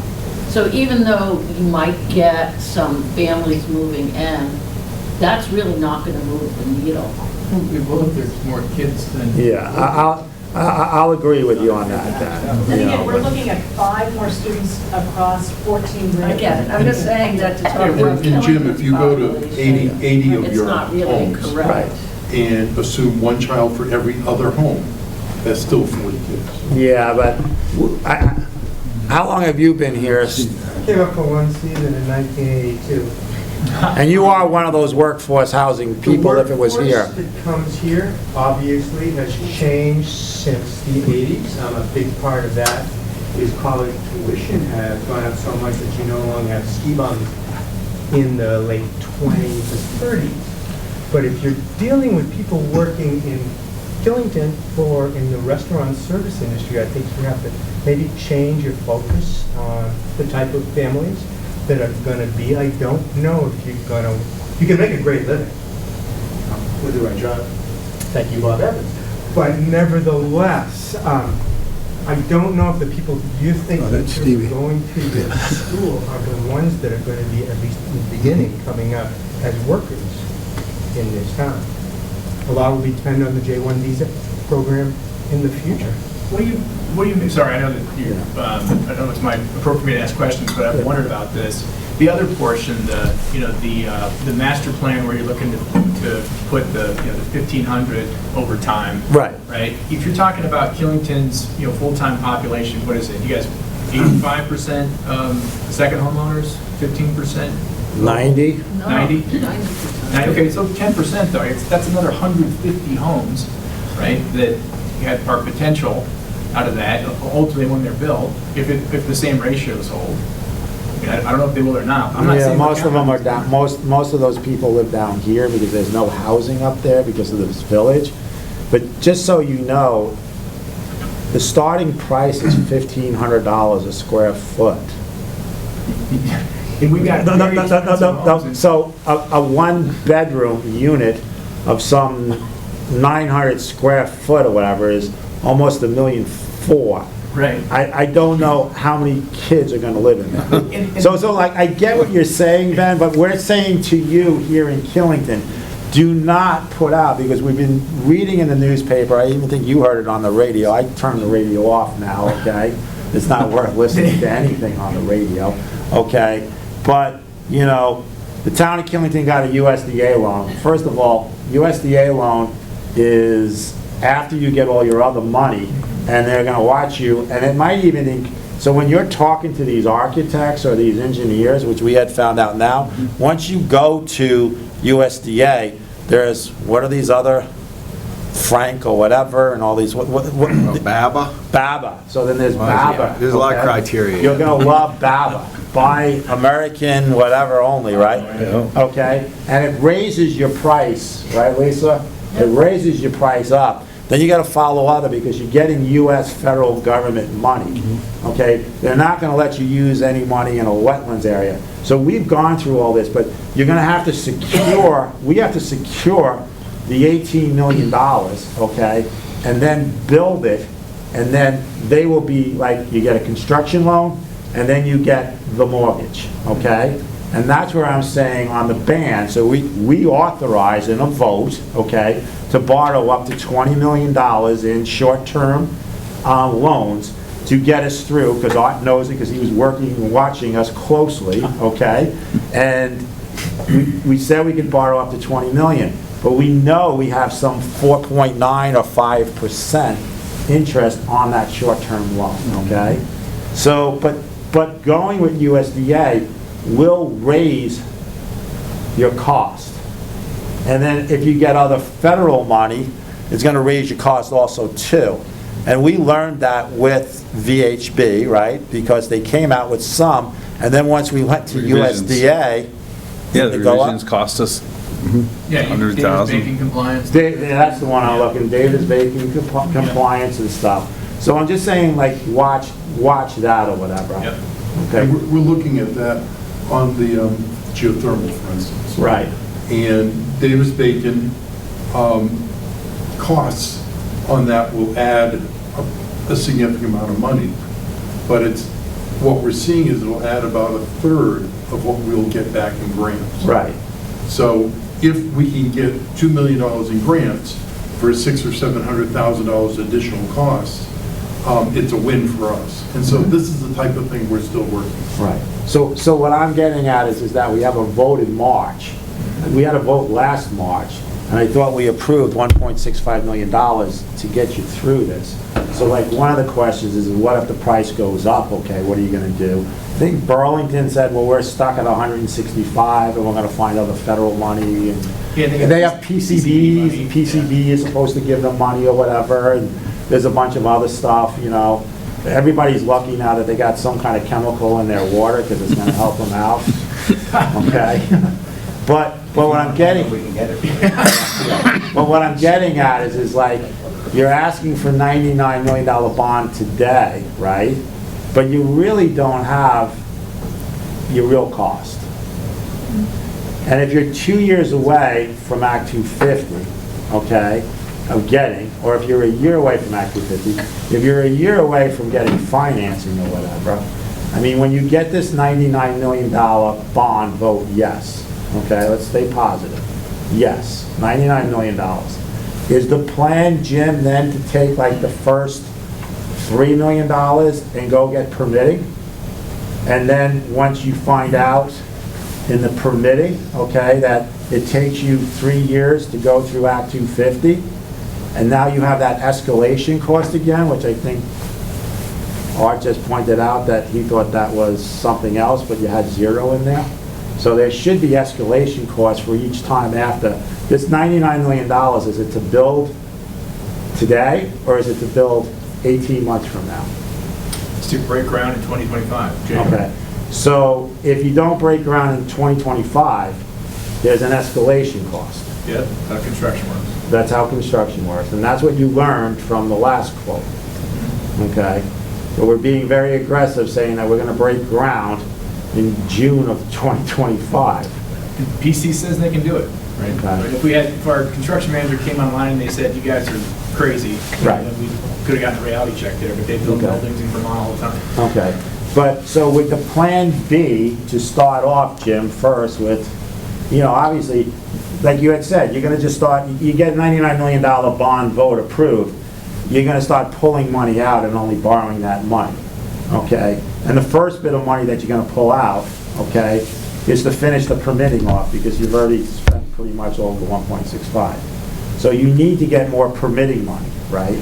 To get the real, how long it's gonna take, to find out what you can really do. And then you're gonna also need to get the real cost after that. Because Ben, you said we're almost there. We're not really. Yeah, you still need construction documents, that's gonna take another 9 months. Okay. But those construction documents then are gonna go out and get you a real price again. Then PC's gotta go back to their subs, and there could be a loop that gets closed there, they come back and they.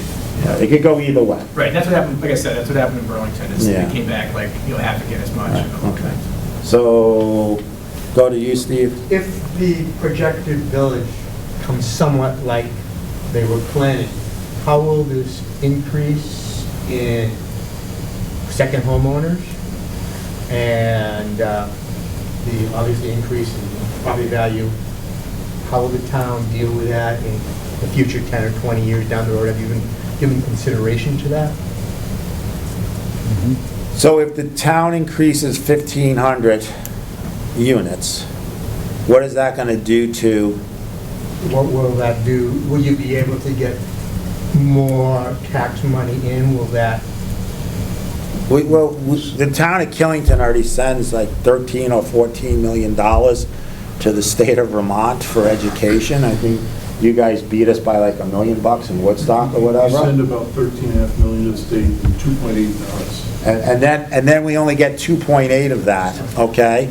So the thing that always interested me in the TIF is that there's $285 million in the first 200 units or whatever, okay? And the state, if we built it, okay, if they built it, and we had no TIF and no road work and no water coming down the road, okay, the state now would just round that up to $300 million, divided by 100 is $3 million, and if the tax rate is $1.59, we would be sending another $15.9 million to the state, and most of those homes up there are not going to be people living here, okay? So they're second homeowners. So no, it really come down to $1.44, so whatever, 3 million times $1.50.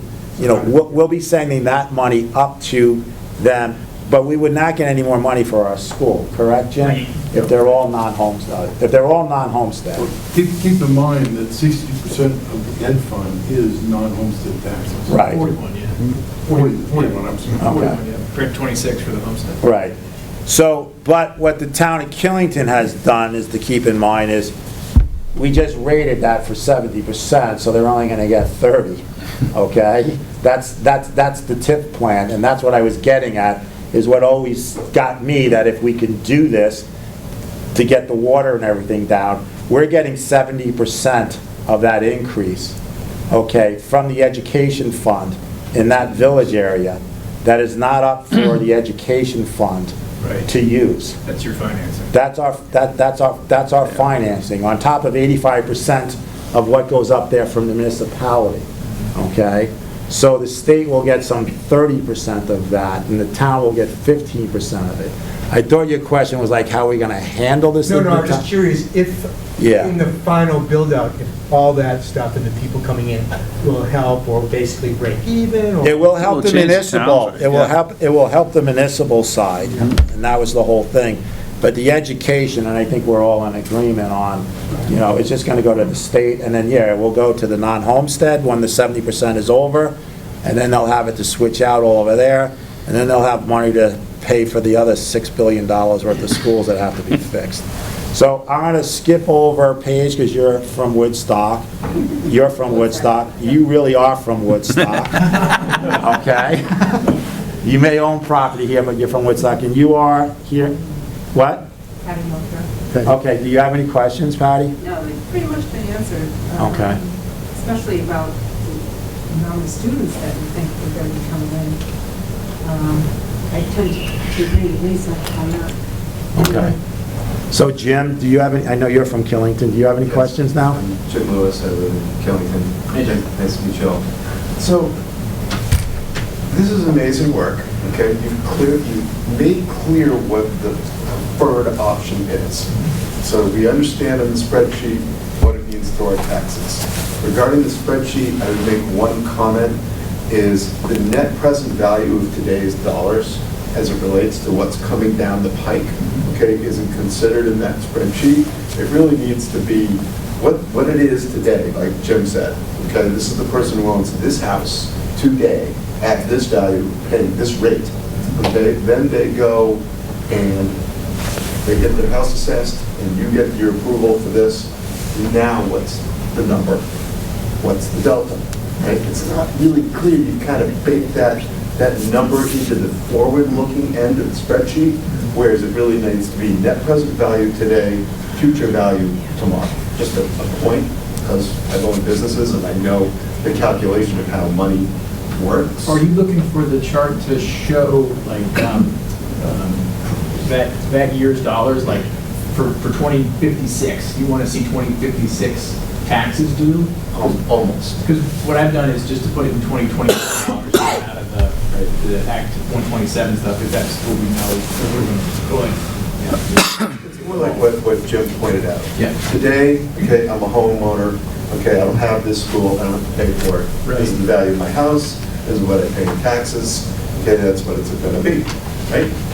So here we go, in 2 years from now, when this is all done, everything's funded, now I'm paying tax on this additional funding, okay, plus the town's, valuation increase, which isn't really quite your thing, but I still don't know what the delta is. Right. I'd like to know what the delta is. And I'll forward that into my next question, which is the renovation cost. Mm-hmm. So the renovation cost is based on the 2019 number. Yep. Okay, and the 99 million is based on today's number, or Yep. is that Correct. 2019? That was coming out of our value engineering sessions in late December. Okay, so, in the perfect world, okay, we get the beautiful building, okay? In the imperfect world, something's gotta happen, okay? And I understand, I respect that, I truly believe in the education. It's a good thing to do. Maybe it would be wise to know what today's renovation cost is and how that will affect that spreadsheet.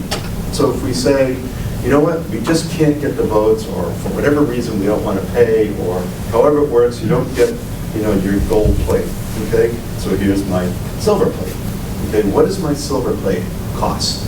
Okay, what's the number, okay, that we taxpayers have to pay for the silver plate? So in other words, find out what the true renovation cost is. I know it's not your preferred method, but I don't know the delta, okay, between, silver and the gold standard, right? What's the difference? Is it worth it to pay the difference? Or is this silver standard good enough for the next 20 years?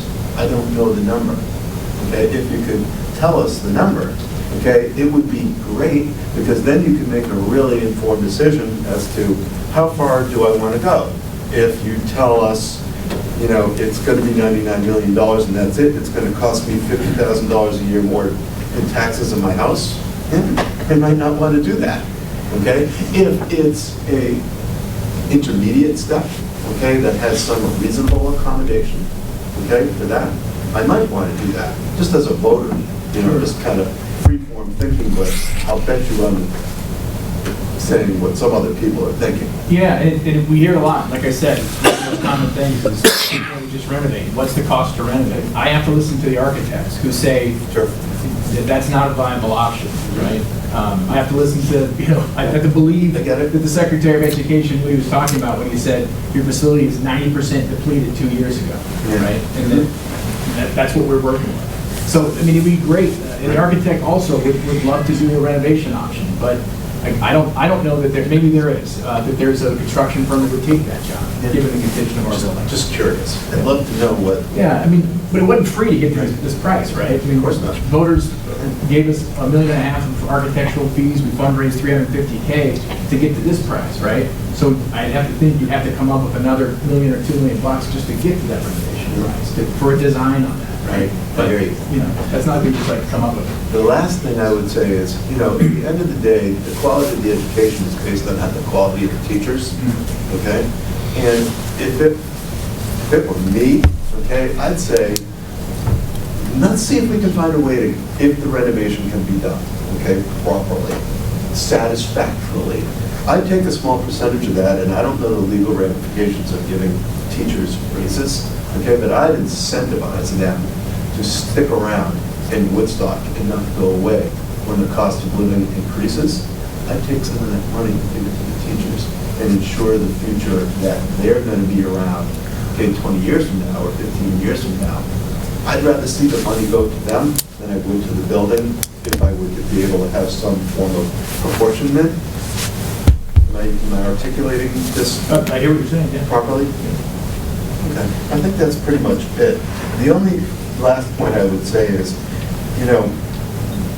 I've owned a business that's done construction projects. They never come in at price. They just don't. Okay, you wish they would in a perfect world. It just doesn't happen. So I would like to see some form of cost overrun contingency, okay, built into the number. It just always happens. So, to think a little bit far forward and say, what if my cost overrun is 10%? Okay, what does it mean to the number? Okay, now you got a real clear picture. Okay, I've got an innovation cost, I've got a gold standard cost, I've got the overrun cost. I don't understand what the cap means and whether the cap may or may not survive. Can I just speak to the gold standard? I Sure. really, when I hear that, it's, and again, I've taught. Drives you crazy, right? Well, because it's the I'm same sorry. number of classrooms. We're in a building that is so unsafe for our students. So if we had an intruder in that building, there is no way to lock down that building. There is no way. And every single pipe has to be replaced. Yesterday I was getting texts from our building's ground, you may not open school because we cannot get the sewage out of the building. Because the pipes are, and I brought some, the pipes are so backed up that when it gets cold out, they freeze, and I can't get the septic out of that building. So I was involved from 2016 straight through, all the designs, all the teachers, department heads have been involved in the design. There aren't additional classrooms, but they're safe. I can contain a whole wing So if there's an intruder in the building, within seconds, I've got a section closed down. There isn't a straight line down the hallway. It's got a big elbow. We have the design I can show you. So the designs, and we worked, Jim, Ben, and I sat in hours of meetings, line by line for that budget and cut over $16 million out of the project to keep the same level of programming. And we elbowed them so we could just lob off half of a section, not a whole section, so we could keep our arts department, so we could keep our theater department, our world languages program. These are really strong, important programs that bring kids to our district. And so, is this a gold standard? Not even close. Is this the same program in a building that can hold more students? The classrooms are bigger, they flow better, 7th grade students are together, 8th grade students are together, we can close. So that's the hard part. I don't see it as a gold standard, I see it as a program with a safer facility that I can count on and our students can count on every day it's going to be open. Because last year we had 6 classrooms closed with no heat. This year we started the school year, for the first 6 weeks, we had no heat. The temperature in some classrooms were below 64 degrees. I would have had to close the building if it was 1 degree less. I got to promise those kids they have a place to go in there. That's the job of the superintendent. Jim, during COVID, I couldn't promise that, and now again, I want to make sure I can promise that. So I just thank you, for that chance to kind of share that. You shot in 3 questions, and we still got a whole bunch of. Whit, do you have any questions? Sure, yeah, I'd like to, quick question. And say who you are so they can. Yeah, my name's Whit Montgomery. I'm in this, but I'm speaking as a citizen, not on duty. Question, I had the benefit of being, locally educated here in Killington, born in 75, born and raised at Sherman Elementary School, and now Killington, and down to Woodstock, and then Norwich University. And some of my best memories have been with the faculty. Mrs. Bristow, taught me how to sing Feliz Navidad in Spanish, which is great. But kind of following up Mr. Lewis's point, I think we've been lucky enough in this community and beyond with the faculty, so it's really what's inside the school, and both in Killington as well as Woodstock, and that's what I remember as a student. And I remember going to Woodstock wearing my winter jacket in the winter because there was heat issues back in 1992. So graduated in 93.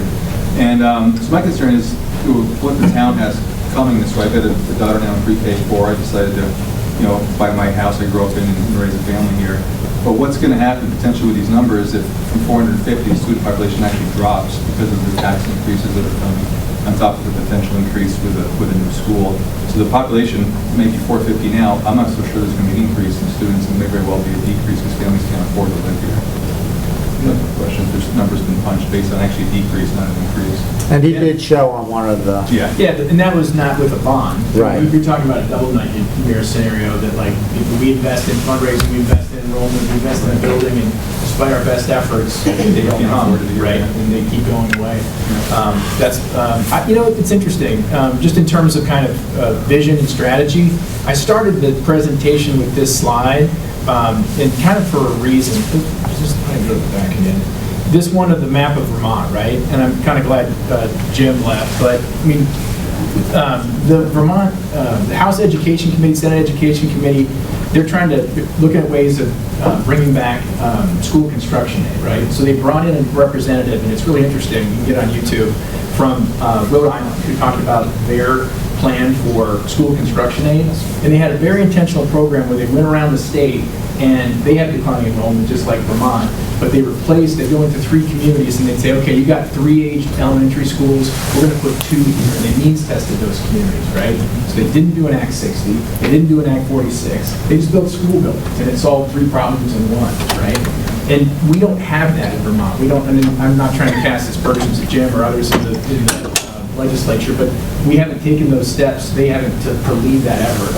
And so I'm showing this slide because I want to point out a couple of spots that are all green that have a ton of school choice, and they're around the old town academies, right? So down in Manchester, you see Burton, and they've got 15 towns around Burton that are all sending their kids there for high school. And we're never going to be Burton, we're never going to be St. Johnsbury Academy, right?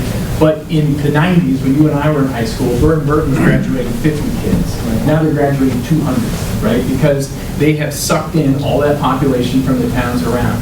I believe that if we build a new high school, not quadruple the enrollment, but there is the potential. Ludlow lost their high school, right? That we can pick that up. And it's investment in transportation like we've done recently to expand the reach of the schools, similar to other public high schools in the state, and follow that pattern. But John? John Washaki, Killington resident. So I guess, I look at this as a challenge in looking at your numbers, specifically relating to population. 30% projected growth, 450 to 600 students is what you're building the school for. Oh, right. So, I don't think in the history of the district you've ever seen any kind of number. I can't find anything as I've done research in the state of Vermont where people are growing 30% like that in a reasonable period of time. Not to mention the displacement that will occur as a result of taxation. I think that's a real issue for you, at least in looking at the numbers. I think there's a potential that maybe some of these towns decide to want to move to choice communities and they want to leave the district. So if you have a contingency plan for that, because there are other issues that go along with what's happening in the Woodstock Union Middle and High School. So not everybody's necessarily happy with what's going on there. So Let's not get into... No, I'm just saying there might be other reasons people are leaving. So how do you project a 30% growth when you have so many different things, possibly going on? That's just such a huge number. I just don't know where... Yeah, and I don't... I don't mean to call it a majority, but we're not projecting 30% growth. I mean, the best case... building the school for 600, not... So if you look at this, right, this is our historical enrollment. I'll just read it because those numbers are tiny. But you go back 20 years, and we've had that capacity historically, right? Granted, we have had, population decline. But what we're talking about is our current number of 1,001, returning that to something that looks more like what we've had as recently as 2006, which is, 1,200, right? That's 200 kids. That's a 20%, right? But that's over time. That's over, 10, 15 years. We're talking about 5 kids a year, 10 kids a year. So you need that capacity, right? That's the idea. But what about the attrition that occurs as well? Yeah. Because you're not only going to gain kids, you're going to lose kids. So, you're going to have attrition as a result. Yeah. And especially with the taxation situation. And there's in this week's Vermont Standard, there's parents who are talking about how their daughter moving from the 8th grade at Woodstock Union into the 9th grade, 5 of her parents opted to send their kids, these are in-district kids, over to Hanover High, right, at $25,000 a year, personal cost to those families because of the issues we got in the building. And so when you say attrition, I say we build a new building, that's going to help attrition, right? Potentially. It's all potentially. So the other thing I noticed in the permitting and some of your soft costs, you have things like LEED certification. So the need for LEED certification, I don't understand any reason why we would need to have a public building unless there's some financial backing, that you're going to get like backside money from the federal government or something like that for a LEED certified building. But a LEED certified building is really just a look who we are. It's a window placard. There's no financial benefit. There's no educational benefit to that. And in the world of construction, net zero is a point of no return. So in other words, you get to a point where there's good money, and then that last percent to achieve net zero becomes a waste of money because the expense to go from this, say, a 90 percentile to a 100 percentile is such a large percentage of the dollars that I don't see why we need to have a net zero school or a LEED certified school. Those are good points. I mean, I'm just looking at the soft cost. That's $50K on a $100 million project. It's included in there, and I'm just saying that, like... We're not doing the certification for LEED. We're building a building that's LEED, I believe, silver, but we're not doing the certification, which is $50K, just to do that. So I don't think John's talking about the cost of the LEED permitting. He's talking about bringing the building up to that spec. And I think Ben's answer has been all along, like, there are certain people that will donate more money if they can get it. And that's what I think you were getting to, John. So That's correct. I am trying, Ben, I get a ton of questions from a whole bunch of different people. I'm sure you do. And that's why I have to, be me here, asking the questions. But the benefit that I have heard from the board of the school is that if they do this, there could possibly be more money from donors, okay? So it might be worth doing it, but everything here, the problem that a lot of people are coming to me with is like, a lot of this is based on hope that all this happens, and then what happens if it doesn't happen, okay? And Killington just went through a type of vote like this last year on a TIF bond, okay? And the only thing that we had is that saying that we wrote into this agreement, and it's in their deed, and it's in their title, and if they end up going under, then whoever buys it from them is going to have to pay it. We might have disagreements on how that works out, but that's what's there. And so, like I've read in the newspaper at some times where you say, hey, listen, this is a 50-50 deal. You get us 50%, we're going to go get the other 50%, okay? So then why don't you just say we're going to borrow $50 million and we'll get the other 50? We won't borrow anymore, but I don't want any comments on that. But that's where I'm coming from.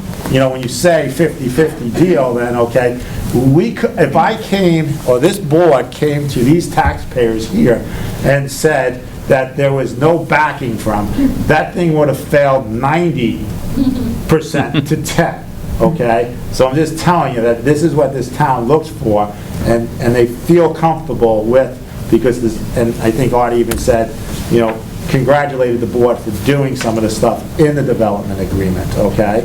So that's where this town comes from, so whatever. Polly, do you have a question? I do. I was just wondering if we could talk a little bit about the other side, the sort of worse side. What happens if we do nothing? You know, like, we have to spend 99 million, we have to spend 50 million if it's the renovation, or we have to spend something just to keep our schools going. Over time, is it $20 million fixes every year? Do we ultimately get to the same place anyway and we're still stuck with a new school? Like, for a taxpayer that doesn't want their taxes to go up, like nobody ever does, and our taxes are already going up to the CLA already, regardless of anything to do with the school, what are we facing, like, on all the scenarios? Sure. So I said earlier in the presentation that, you know, the state came through and they did a visual and they identified $12 million worth of repairs that need to be made. Joe Rigoli, our buildings and grounds manager, you know, these are the immediate items, put it a little higher than that. I took those items that are in need and what he's done kind of back of the envelope pricing on, probably better than that for most of these, and I put them over a 10-year event horizon, right? Saying if you fix all these things, but you can't extend the life of the facility, and then you have to build something, say you build something half cost, you can get that $50 million price that we got back in 2019. I graphed that, right? And if you put that on the graph, what you see is, and this is Act 127 is what's causing that 5% increase for the next 5 years, right? But that red line is the old building, right? The yellow line doesn't exist. We can go ahead and kill that because it's if you could just keep the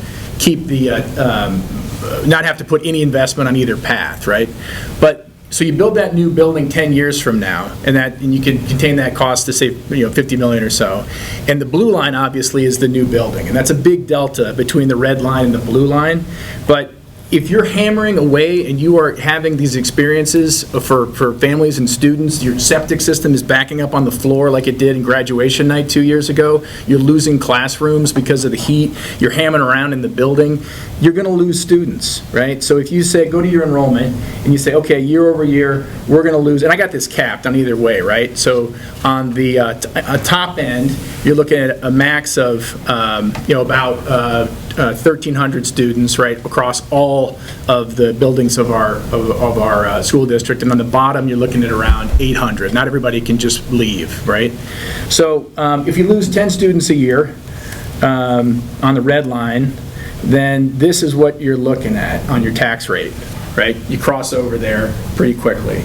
And if you can do, if the new building is similarly, let's not do 10, let's just say, call it 5 a year, that's that modest number, you're going to gain 5 year over year. Then that blue line on the tax rate does that, right? So Ben, can you go back to the previous screen? Sure.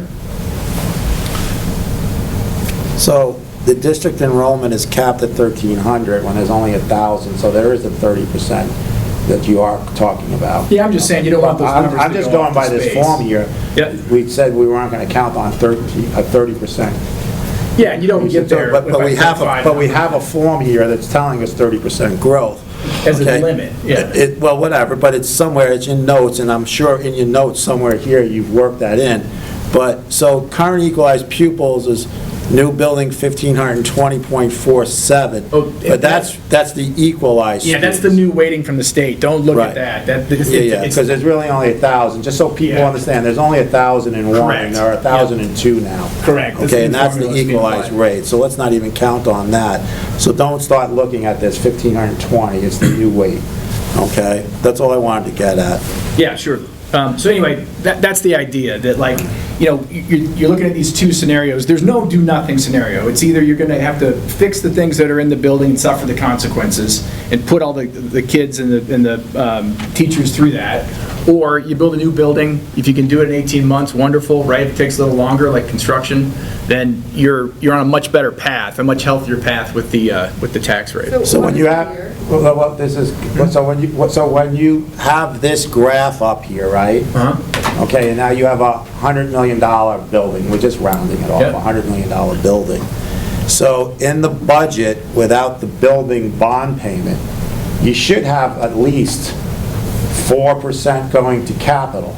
You should. Well, you run the finance committee, you know. But you should have 4%, and you only have, how much money do you have in now? No, I mean, there's... We have 4% this year. You have 4% this year because of Act 127, okay? Because you're taking... No, before Act 127. Before Act 127. We hit your goal this year.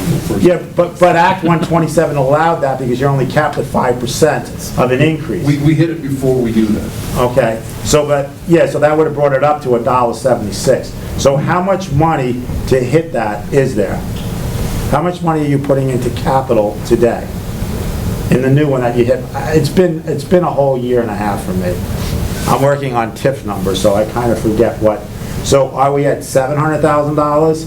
Or are we at $1 million? We're just under 700. Just under $700,000. So a district that we're going to put more students in pre-K through 6 too, because that's where all the growth's coming, and we don't really have any room in Pomfret, Woodstock, or Killington. We're going to have to do additions, okay, to get these other kids in here. There'll be cost. But anyway, $1 million, okay, is 1% to maintain the new building, okay? So what stops, if you started putting in that you really should be putting in 3%, that's going to change your graph of your cost and everything else, okay? Because this is saying that your tax rates are going up just because salary increase, health insurance, and everything else, which is about, what, 80% of the total budget? People cost, yeah. People cost, okay.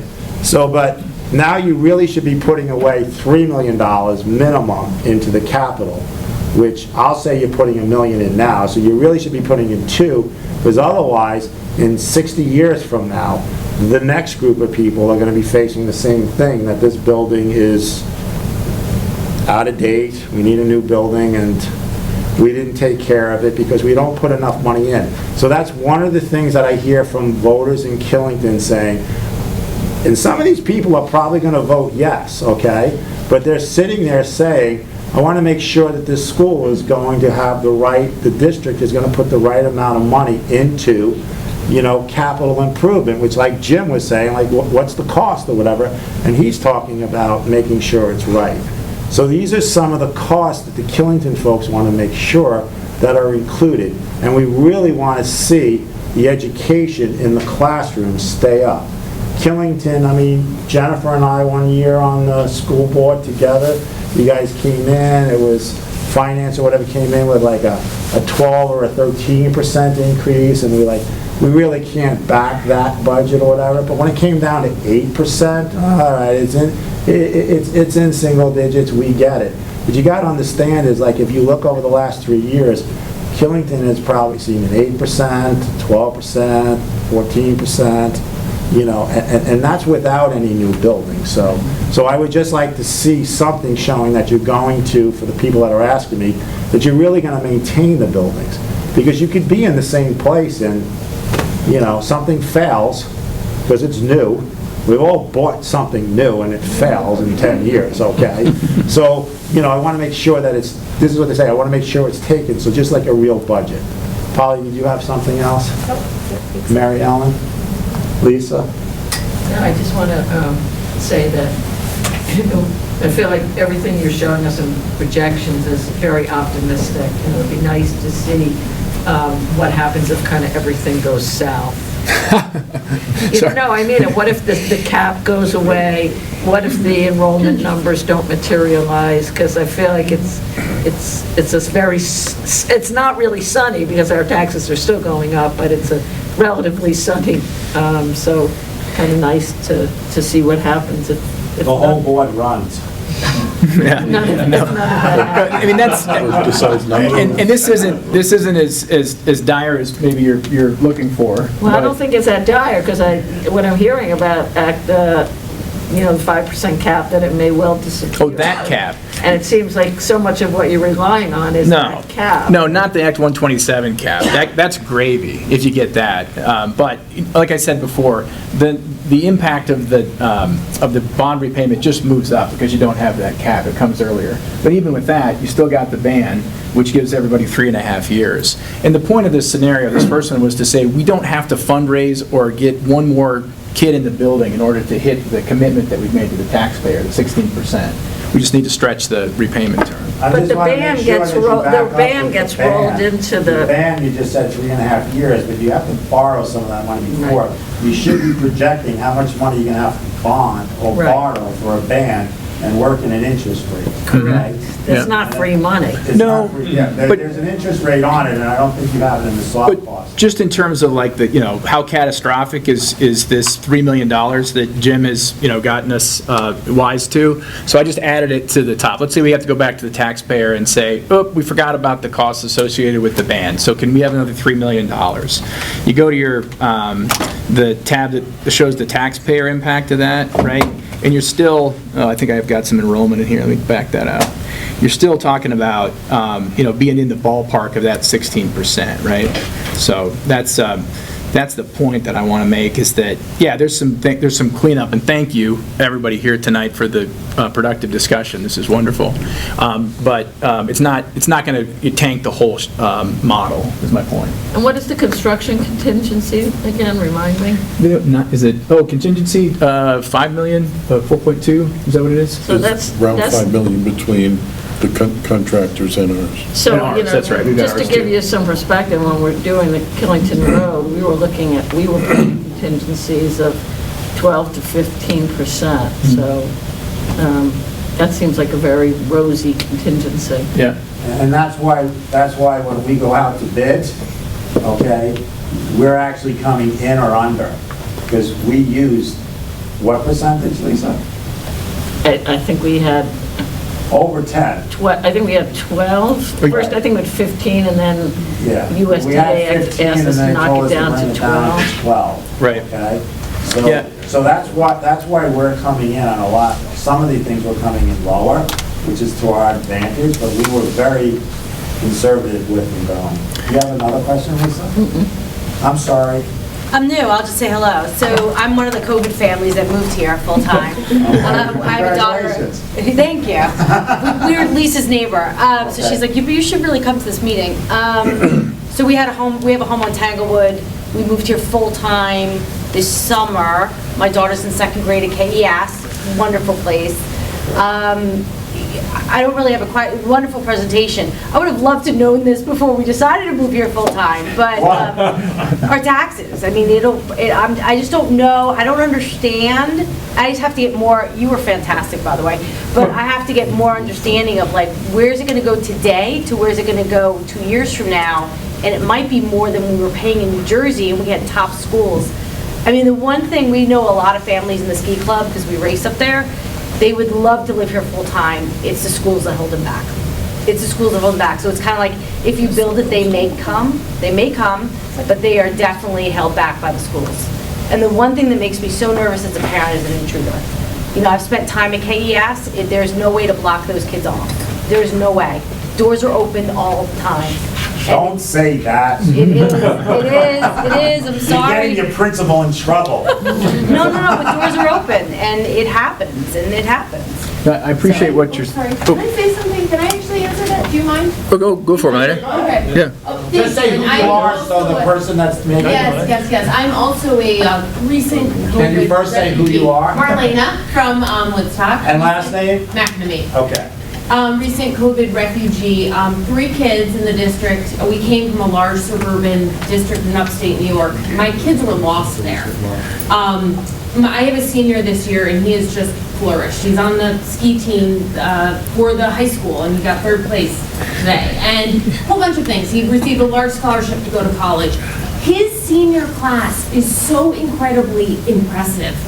2 kids going to Tulane, Northeastern, Cornell, BC. The list goes on, and these aren't even all the schools that are in that class.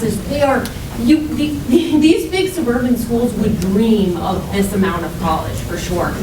But I also, and so the district has served us so well, and I don't know if I feel that big suburban is necessarily better for many reasons, but that's just so, I'm just giving you my opinion.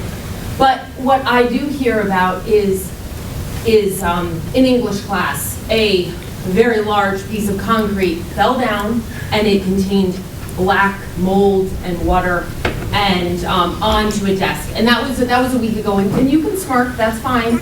And oh no, I know, but it's reality.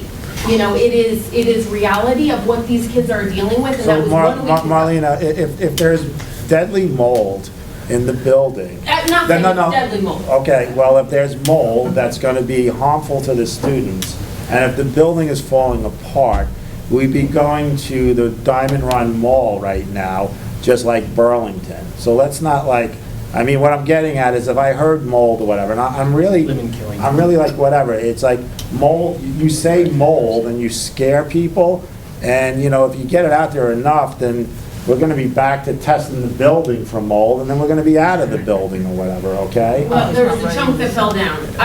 Okay. The kids were scared. Okay, so I've got... I'm good. Kate? Nice to meet you. Our other school board member. Could I, sorry, just a quick go comment. ahead, yeah. So, yeah, my wife's in real estate in Woodstock, and she is kind of an ambassador of sorts, right, to people during the pandemic and since then, and she says it all the time. She says, the families that I work with who are coming in from out of state are looking at 3 places. They're looking at Hanover, they're looking at Norwich, and they're looking at Woodstock. And if they've got high school age kids, they're going to one of the other 2. So I think you're spot on with School's that. a big issue. Yeah. Killington's And amazing. taxes. It's She also amazing. said taxes. She may move back to Jersey. I'll never go back, don't worry. No way. Katie? So my name is Katie Reed. I am the second of 2 Killington reps on the school board. I've sat through this presentation 3 times, and it gets better and better every time. But I strongly encourage, are there any more of the tours of the high school? Yeah, 2 more. So- Do you have the dates? Saturday. Highly recommend everyone in this room attend one of those tours of the high school to see the things that we're talking about. Because while we crunched numbers and we looked at that, I don't know that in this particular meeting we painted a picture of what it looks like and what it is. I brought pipes from a recent fixture that happened right before winter broke. So anybody wants to see the pipes? But we also have one more. Hold on, still talking. No, I'm running the meeting. You've talked for 2 hours, Jim, just like 1 minute. So my point is, I think that this was meant to be informational for you to understand where the numbers are coming from, but I highly encourage everybody to go see the building.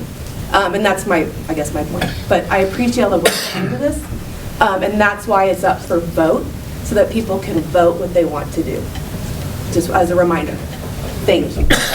And we're just asking as a board for correct numbers, that's all. Kevin? Kevin From O'Neill Woodstock. from Woodstock, Vermont.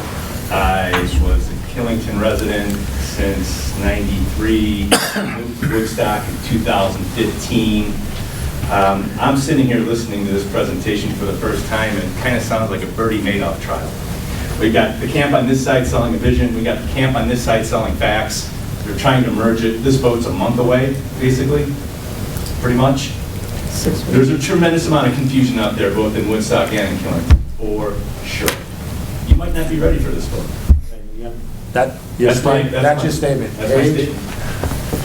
Hi, I'm Paige Chilhern from Woodstock, Vermont. Ben and I have talked for clarification on a couple things after I attended the conference presentation. One thing was said tonight that I have a question about, and it was about the new build. And I want to know, what would the new build cost be separated out from taking down the old building? We got it, I mean, There was a $60 million cost that, yeah, is it Mr. Fenn? the demo cost is part of the 99. Right, but what is the demo cost versus the new build cost? Oh, sure, we can pull up the cost chart, I think that should be broken out, because the construction cost is only, it's significantly less. Just a second. There we go.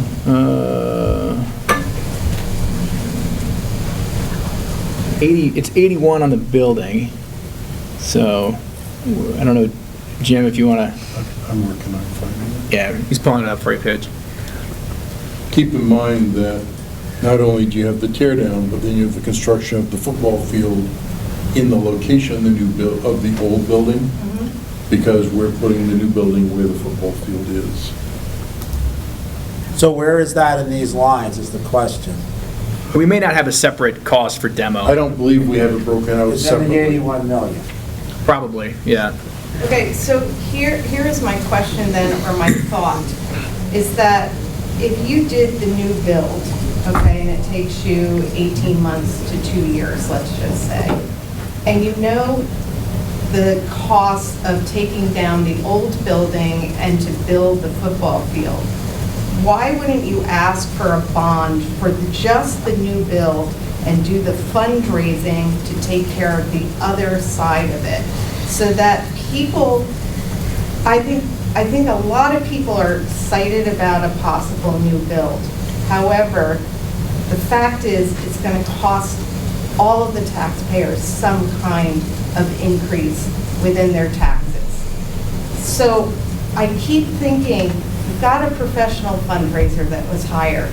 Let's use that professional fundraiser to offset the costs that you're asking the taxpayers to take on.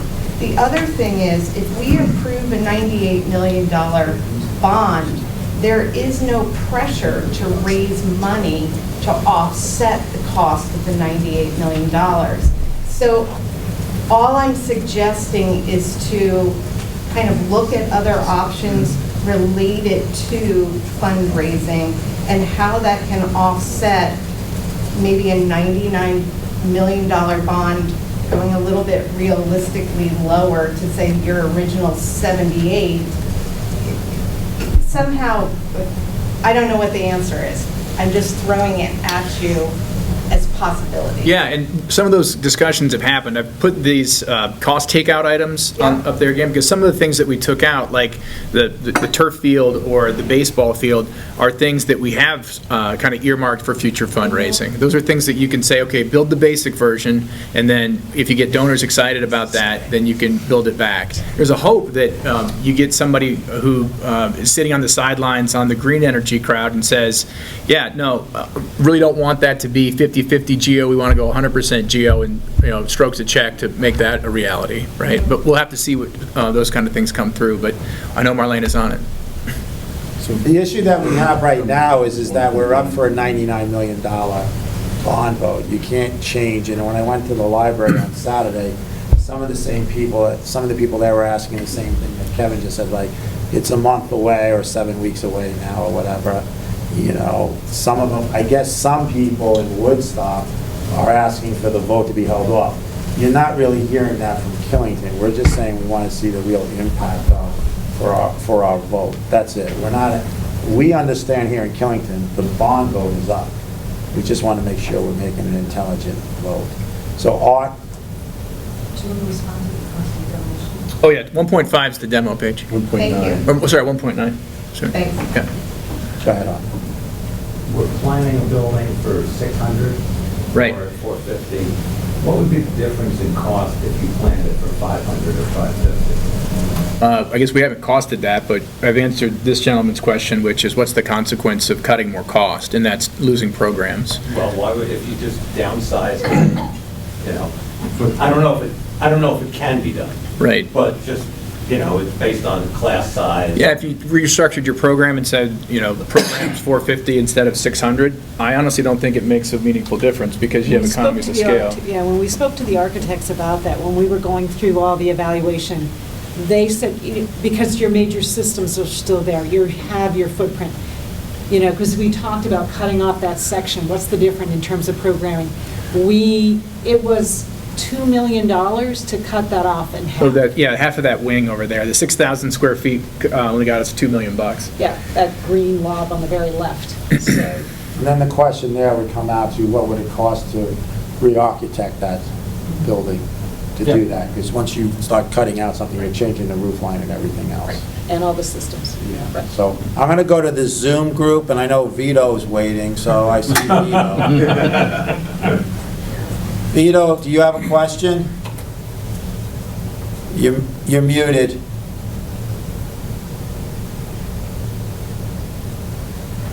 Vito, can you hear us? Do you have a question? You're muted. You got to unmute yourself.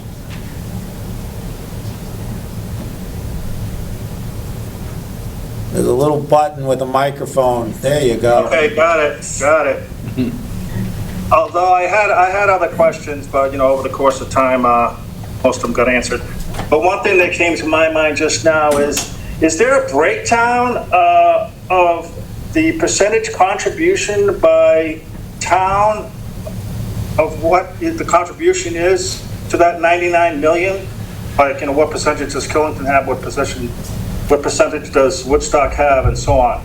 Yeah, maybe unsurprisingly, I got that question in Plymouth the other night, right? Who have 51 students in the district, and they were probably as or more disappointed as we're going to be, which is to say the tax rate across the district is the same on an equalized basis in terms of how costs that are, you know, money spent impacts your tax rate. The only difference from town to town is the activity of the real estate market, the CLA. So if you're in the district, you pay the same tax rate.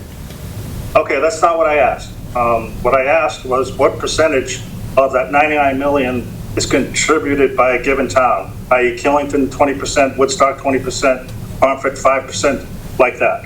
There is no apportionment between towns, sir. It's all one cost that shows up in the form of the tax rate, and it But really you know is. what? I think people would be really curious about that, you know, number, because I certainly am. So Jim, Fan, isn't, and somebody said this to me today, and I said, oh, that's news to me or whatever. But let's say the homestead tax rate currently is $2.25 in Killington, and it is, okay, for this current year.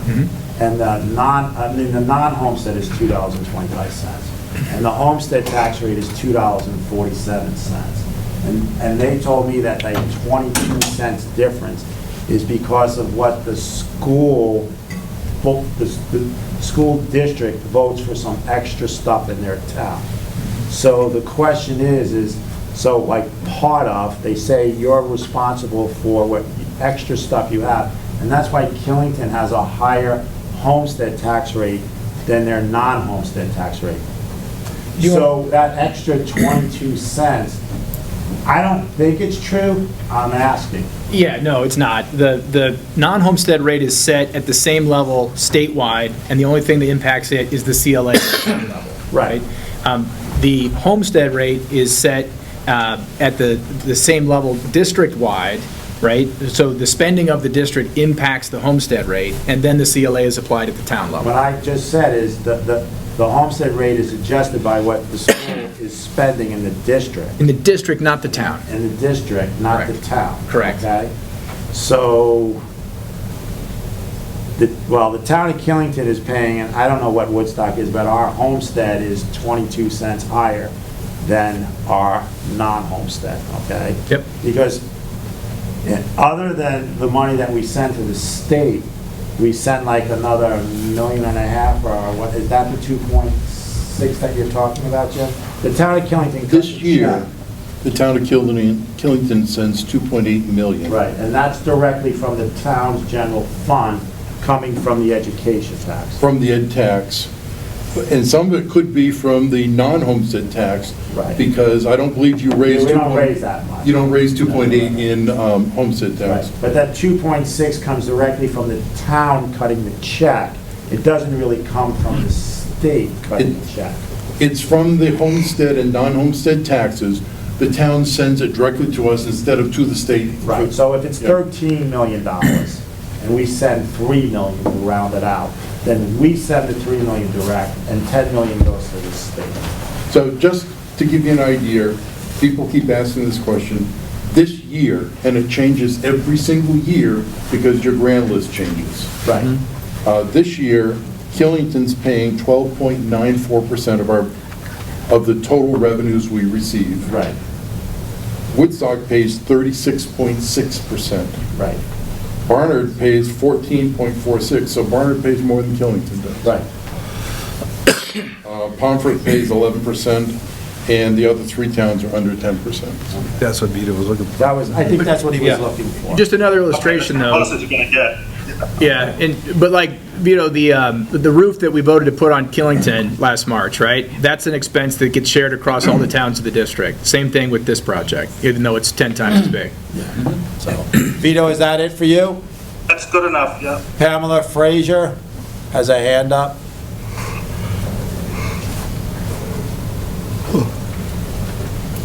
Hi there. So is it, I feel kind of funny as a Barnard resident. We let a Woodstock and a Woodstock talk. Three of them over there. Just making sure. I one at the big table. So my name's Pamela Fraser. I live in Barnard. I was on the school board for maybe 2, maybe 3 years. I don't remember now. So some of you know me and I know you. I guess I have a little bit more of a comment than a question. I've been to a few of these presentations over the years, and when I was on the school board, I was at that 2019 architect's presentation that was brought up. And, I realized that you, as a school board, have decided, we have a bond that's already written. This is what you're selling. But I'm finding it, as a member of the public, to be really frustrating to be told that doing nothing is not an option, renovation is not an option. Instead of offering us options, you are telling us that there are none. But there are options. In fact, Paige's comment a few minutes ago was an example of creative thinking. There's a lot of other options, and the other options will have to be explored if the bond doesn't pass. So I assume that the language that you use in these presentations is strategic. This is your plan, you're selling it. But it's kind of frustrating to hear that it's the only option because it doesn't actually make any sense. I was at that presentation, like I said, where the architect presented the $50 million plan. And my sense of his presentation was that he was designing the presentation to get us to vote for the more expensive bills. I mean, he had an ulterior, he had a vested interest in that. So that makes his statement not entirely useful from my perspective. We've also heard that the building needs $22 million in repairs. So actually, that's another option. Just repair these urgent things. And then it gets even more frustrating for me because I hear you talking about all these terrible things that are going on, And I'm thinking, why haven't you fixed them? This sewage problem happened a year and a half ago.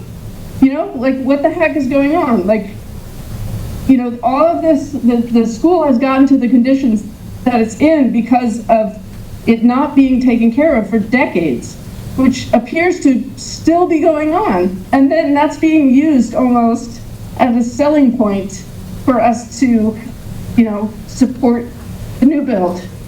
So it feels very uncomfortable to me. It feels a little bully-ish. So I just really wanted to provide that feedback to you because I think a lot of people feel frustrated by that. It doesn't feel like it's a conversation. It feels like we're being told, this is it, you have to do it. That's it. Thank you. Anybody else on Zoom want to raise their hand?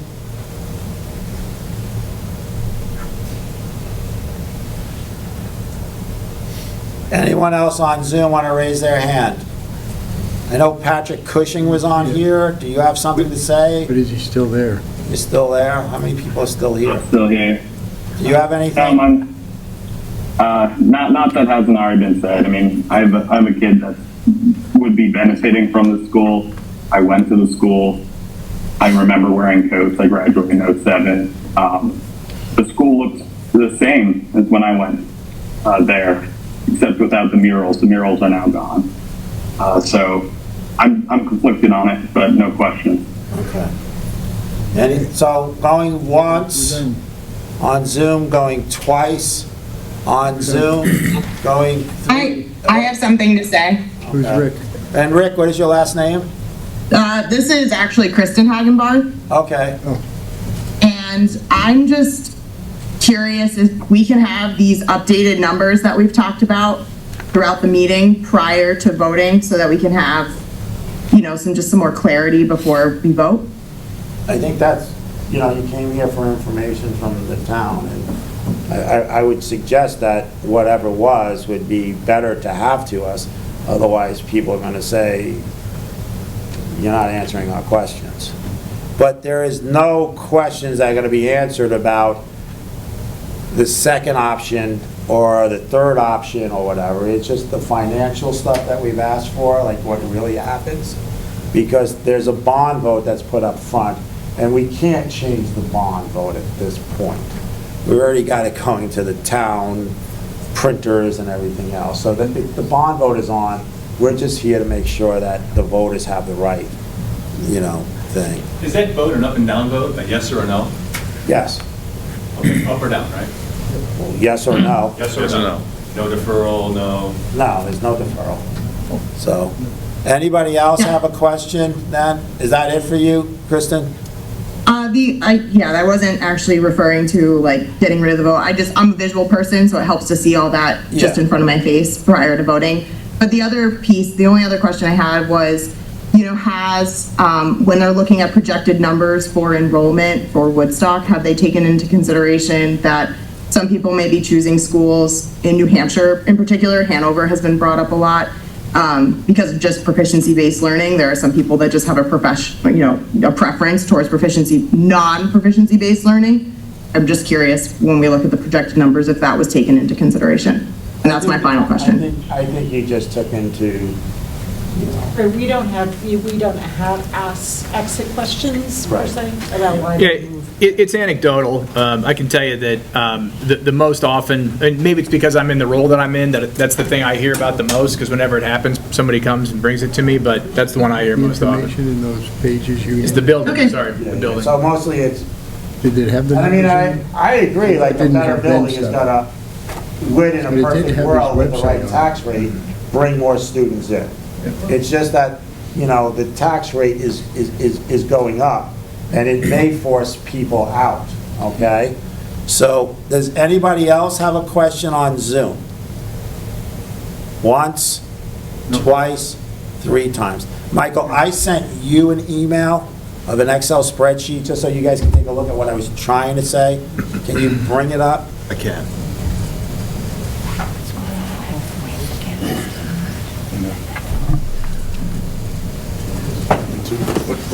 Good? Yeah, we're just gonna look at this while you're here, just so you can see. So Jim Half, whatever, go through here. Transcribe auto. So this is what I think Jim Lewis was talking about and others, okay? So we have FY '24, the tax rate was $1.50. Can you go back to that? I'm gonna steal the screen back. Yeah, go for it. Okay, screen share. I think I just have to wait for. You want me to stop? Yes, please.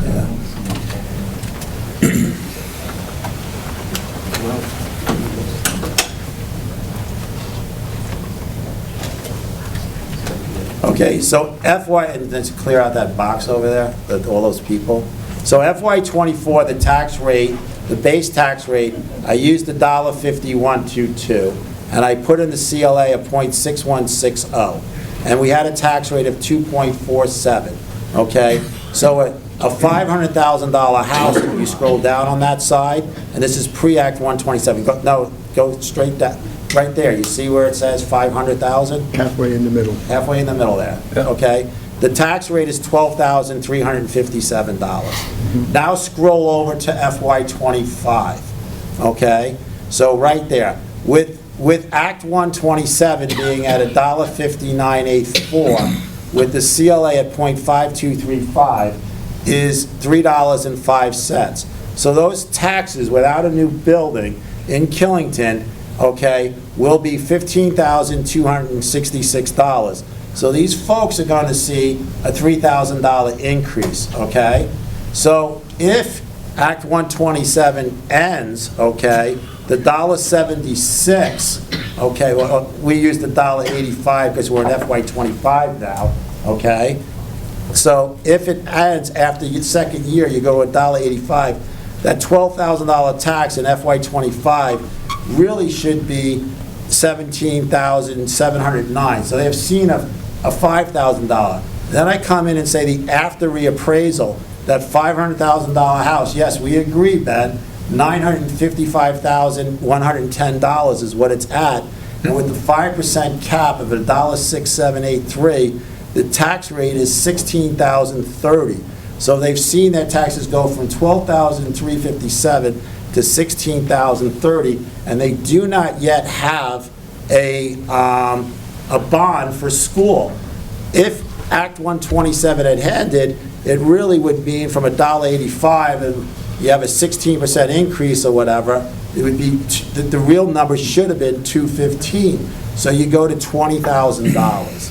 Okay, so now if you scroll down to the individual property owner homestead, so Jim Half's house is at $403,510. Okay, I'm currently paying pre-Act 127. This is just education. I took out what my municipal taxes are. $9,972 is what I currently paid this year. So FY '25 with the $1.59.4 with the 305, I will be paying $12,320. If Act 127 wasn't there, I'd be at $1.85. I'd be paying $14,292. After the Killington Town reappraisal, my house will go up to a minimum of $770,000, and I dropped it back down to the $1.67 pre-Act, or with Act 127, okay? So my house would be at $12,936. Now, I come back, if it's not with an Act 120, non-Act 127, I would be $16,578. You're still seeing, like, Act 127 does save me, because I'm only going from FY '25 from $12,320 to $12,936. But in reality world of Act 127, okay, we got to pay the piper at some time. I'm moving up to $16,000, and you keep on going. So the next one is the Carl House at $832,560. They're currently paying $20,575 in taxes. With Act 127 and FY '25, they will pay $25,421. Without Act 127, they would pay $29,488. And after the reappraisal, their house will go up to $1,590,372. And in FY '26, with Act 127, they will now pay $26,692 if you continue on this route, and without it, they would pay $34,000. By the time you get out to FY '28, they could be anywhere from 29,000, you got to go back to 20, I said 28, because I think that's about when Act 127 really or whatever. No, Act 127 ends supposedly in FY '30. They could possibly be paying $52,000 if you continue this route of the 5% playing with that cap of going up, because to get the 5% cap, you got to go up your budget 16% each year. And we can see it already here that the budget to run the school in this current year that's ending is $25 million, and you're going up to $30 million. And I get it that, you know, we're replacing other stuff in fixing it, as Jim Fenn had said, but what you're really doing there is so now that you have that money to pay the bond, okay, when the school comes on. But the Carls could possibly be at $52,000 on their house, and that might force them back to New York City, okay? So now, let's go scroll all the ways over, because I also use Katie. I mean, this is all public information. So the Reed House is at $287. You currently pay $7,093. You will pay with Act 127 and FY25 bill coming out in July for an August payment. You will be paying $8,763. So even without a school bond, you are seeing a $1,700 increase. If I go to FY26 with Act 127, your house and the reappraisal, your house will be at $548,000. And with Act 127, you will have a payment of $9,200. Without, you will have $11,000. So you're going to go from $7,000 now to $9,200. And then if you go all the ways out to 127 ending, Michael, can you scroll over? Okay, you could possibly see, if you keep on playing this game of capturing and playing Act 127, okay, that with Act 127 expiring, your tax rate is going to be in FY30, it could be $3.23 or $3.89. That's your base rate on the new. So this is what I don't like about playing a game with an act, because as even Jim Harrison has said, at the end of the cliff, you're going to. So I have to ask, like, my house could go to $25,000 minimum if you play this game, okay? I don't know if I'm staying here. So Jim, let me ask you a question. What's your annual growth in your grand list, percentage-wise? What is our annual growth in our grand list? 5%, 5%? No, because the CLA kicks it in really. No, I'm not asking you about CLA. Your assessed value of your real estate in Killington, what's your annual growth in that number? I don't follow your question, Jim. New construction, renovations, additions, what's your annual growth to your grand list? What's our annual growth in our grand list? 3, 5%? I think in the last, I think you could see that our grand list has, the reason why we went to TIF was why, Lisa? What did we show them? Yeah. No growth. No growth in our grand list. No growth in our grand list. Absolutely no growth. It's been. Okay. So you've issued no building permits in the We've last 5 issued years? building permits, but I probably, because we don't have a zoning administrator, the last year and a half, these two guys have made me the interim zoning administrator, okay? And I think I've given out 8 new homes in 2 years. So 4 out of some, I don't know.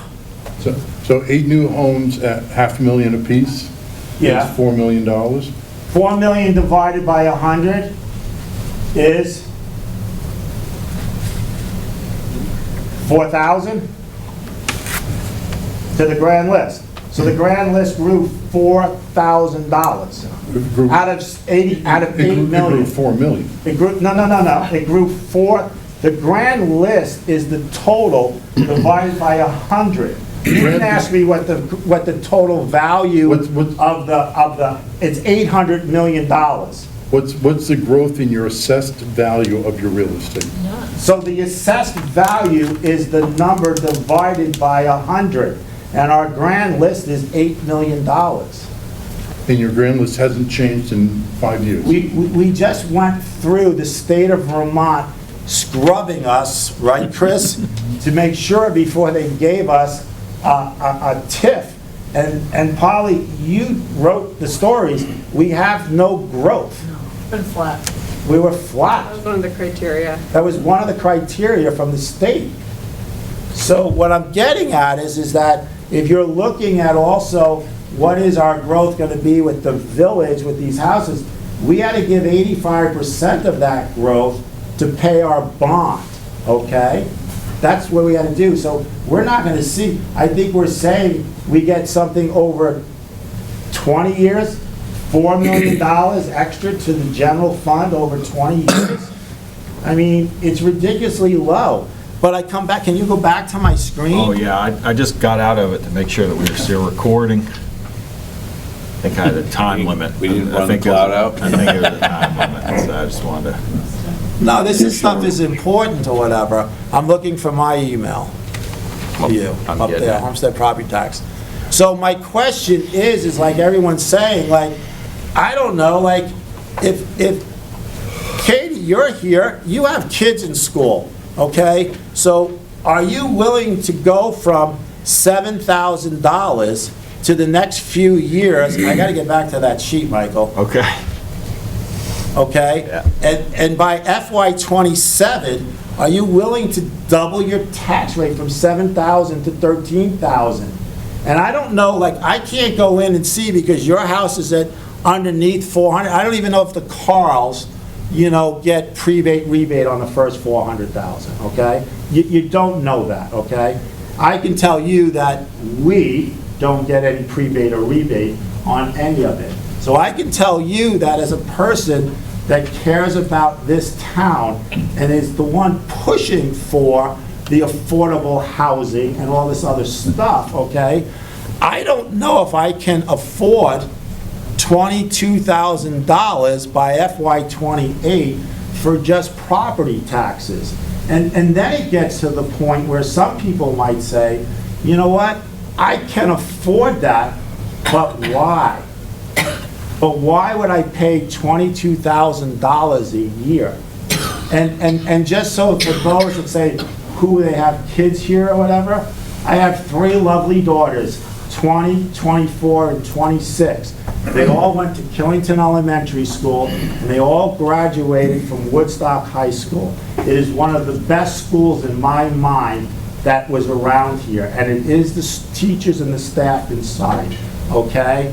And they all went to Smith College in Northampton, okay? And some of them have gone on to Graduate Institute of Geneva and everything. So, I mean, it's a great school, but what scares me is that I don't like,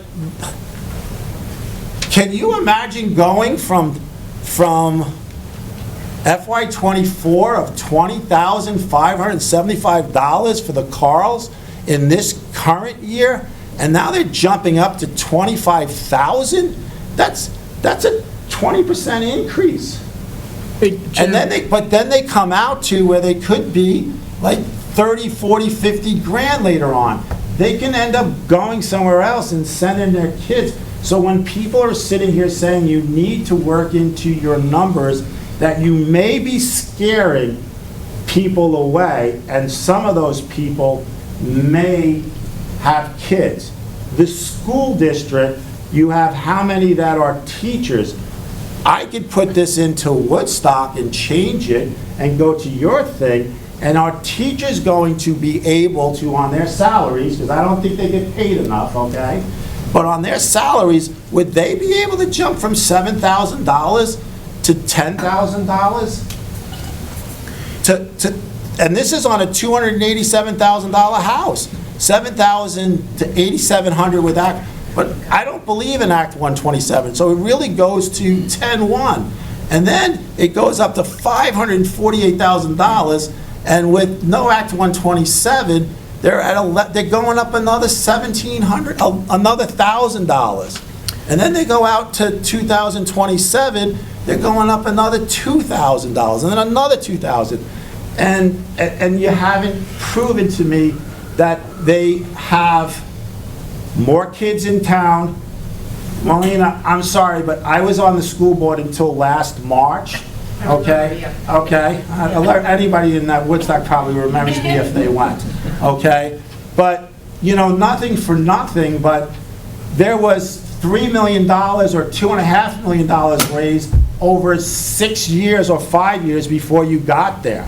So since you were hired on, they're showing me $3.5 million raised, and Ben said 18 months. In 18 months, that $3.5 million. Let's be honest here, okay? Because this is people that I'm afraid, hopefully they all vote yes, but I want the truth.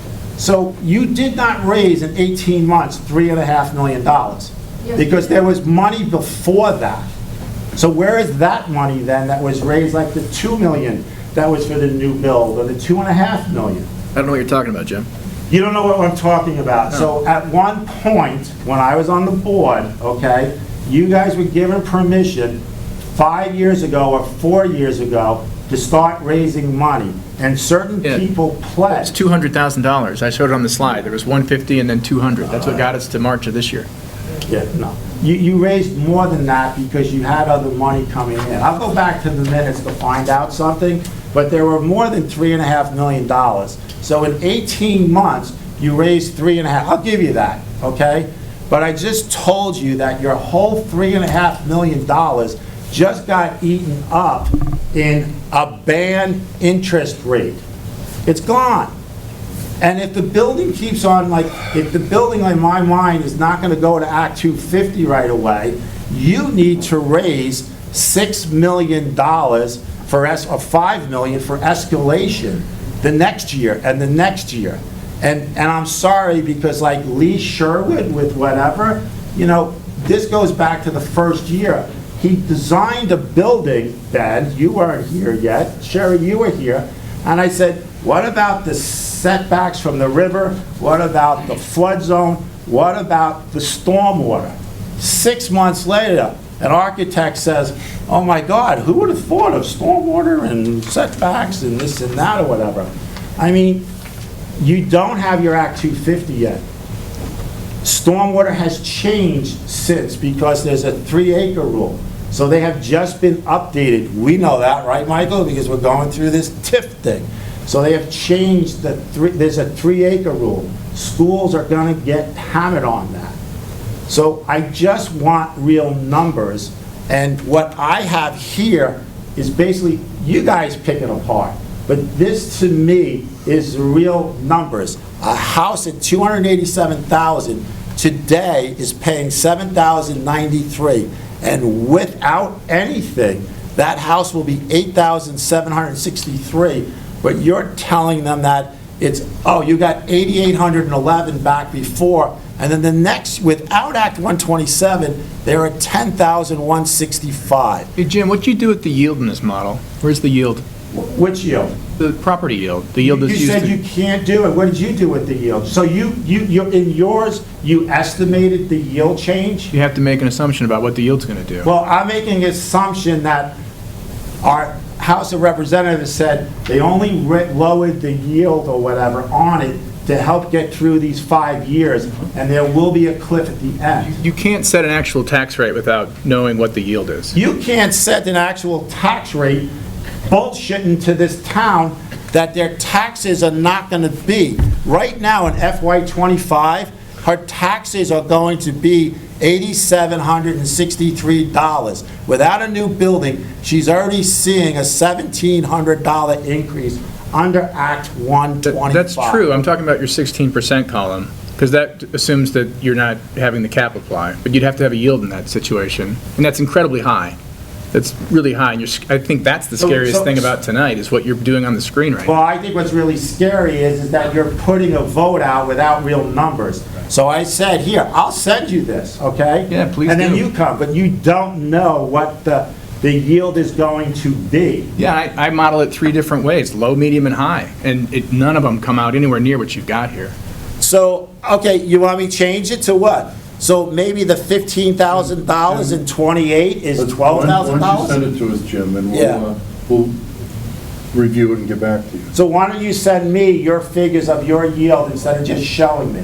So you show me your chart with your yields. Sure. Okay? And I'm telling you that 3 years ago, that $287,000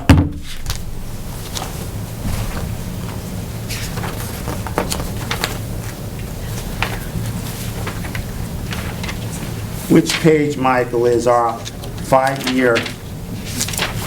It's past the capital plan, I think. Past the general fund? Yeah, past the general fund. 5-year comparison. In 2018, our residential tax rate for the school on that $287,000 house was $1.60. Okay? So it's 287.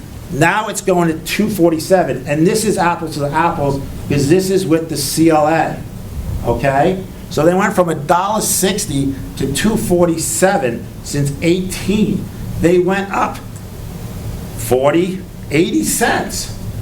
So they went up 1,600, and that's without. Jim, your CLA was almost 100%, so your assessment was at market. Market values have changed. Jim, I'm matching apples to apples, okay? The tax rate with the CLA was $1.60. And today, the tax rate with the CLA, apples to apples, is $2.47. There's no changing that. In 2019, we went to $1.62. In 2020, we went to $1.69.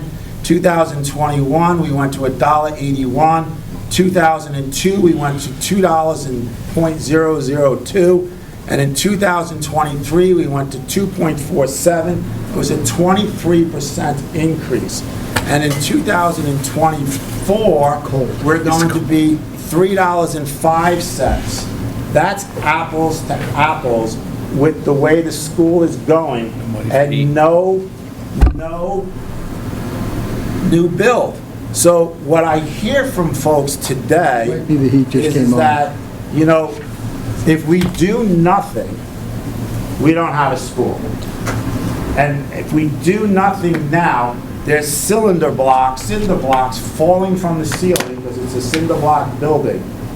And I have other people in the town of Killington coming to me, it's like, why the hell are you allowing our kids to go to this school? It is disgusting. It is bad.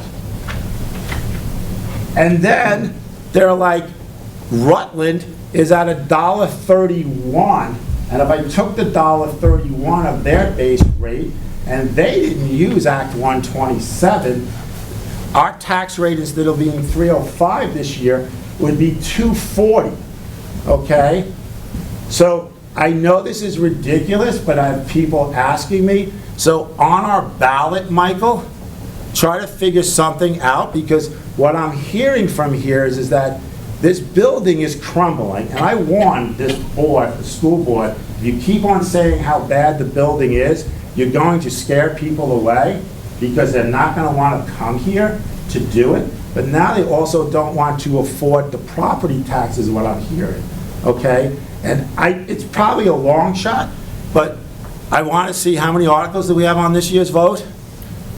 Not many, 4. 4. So Article 5, let's put down and give the town of Killington, select board and town manager, and ask the voters if they want us to look into leaving the school district. Okay?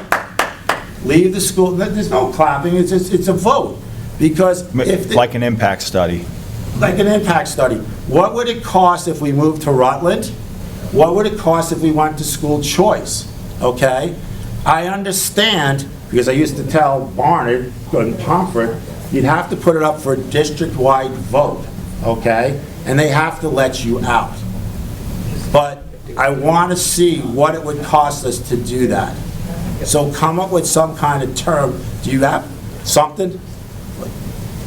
I have to seek an amendment on the articles anyway. We had $100,000 in revenue that wasn't included in well, it was in the spreadsheets I was showing you, but it wasn't in the numbers to actually lower the tax rate, so we have to amend the articles anyway to reflect the change in the amount of taxes we plan on collecting. So. Because I'm afraid that the tax rate, even just this year, people seeing that their tax rate from last year is gonna go up some $2,000 or 23%, right? They're gonna be like, I can't afford to stay here. And then I'm hearing from this school district that this school is failing, and there's sewage in it. There's mold dropping from the ceiling. So let's ask the voters what they want to do, and maybe some of the other towns are gonna then join on too or whatever. You vote us out, we'll vote you out. I mean, it's can we afford these prices, okay, increase, or is there another plan? And maybe the rest of the towns are just sitting there going, you know what? We're over here. We don't have a high school in our town. We could go somewhere else. I'll send the kids to Rutland for $13,100, $14,000 per $1 million. Or maybe it's better off that we go to school choice. I don't know, but I want to give our voters an option, because if this bond doesn't pass, it's actually like I said, if the bond doesn't pass, this school is not worth going to because it's falling apart. There's mold falling from the ceiling. There's sewage pipes breaking. Do you still need us, Jim? No. Okay, great. We'll see you. Thank you. We're here for our town. So come up with some wording on that, Michael. I think the board could just make a motion to approve the amendment to the amount of taxes being collected, and then approve an addendum for Article 5 to perform an impact study. Thank you for the exceptional amount of time tonight. We appreciate it. Thank you. Thank you. So if the board made a motion upon those, we could, because we got the town report. So we have to motion. redo it anyway. We have to redo it anyway. Yeah, okay. So you want to wait till the next to do it? I've got to Do we have a get. time frame? Yeah. When do you want the motion? Tonight? It'd be ideal if we So could make it moved. tonight. Okay. You second it?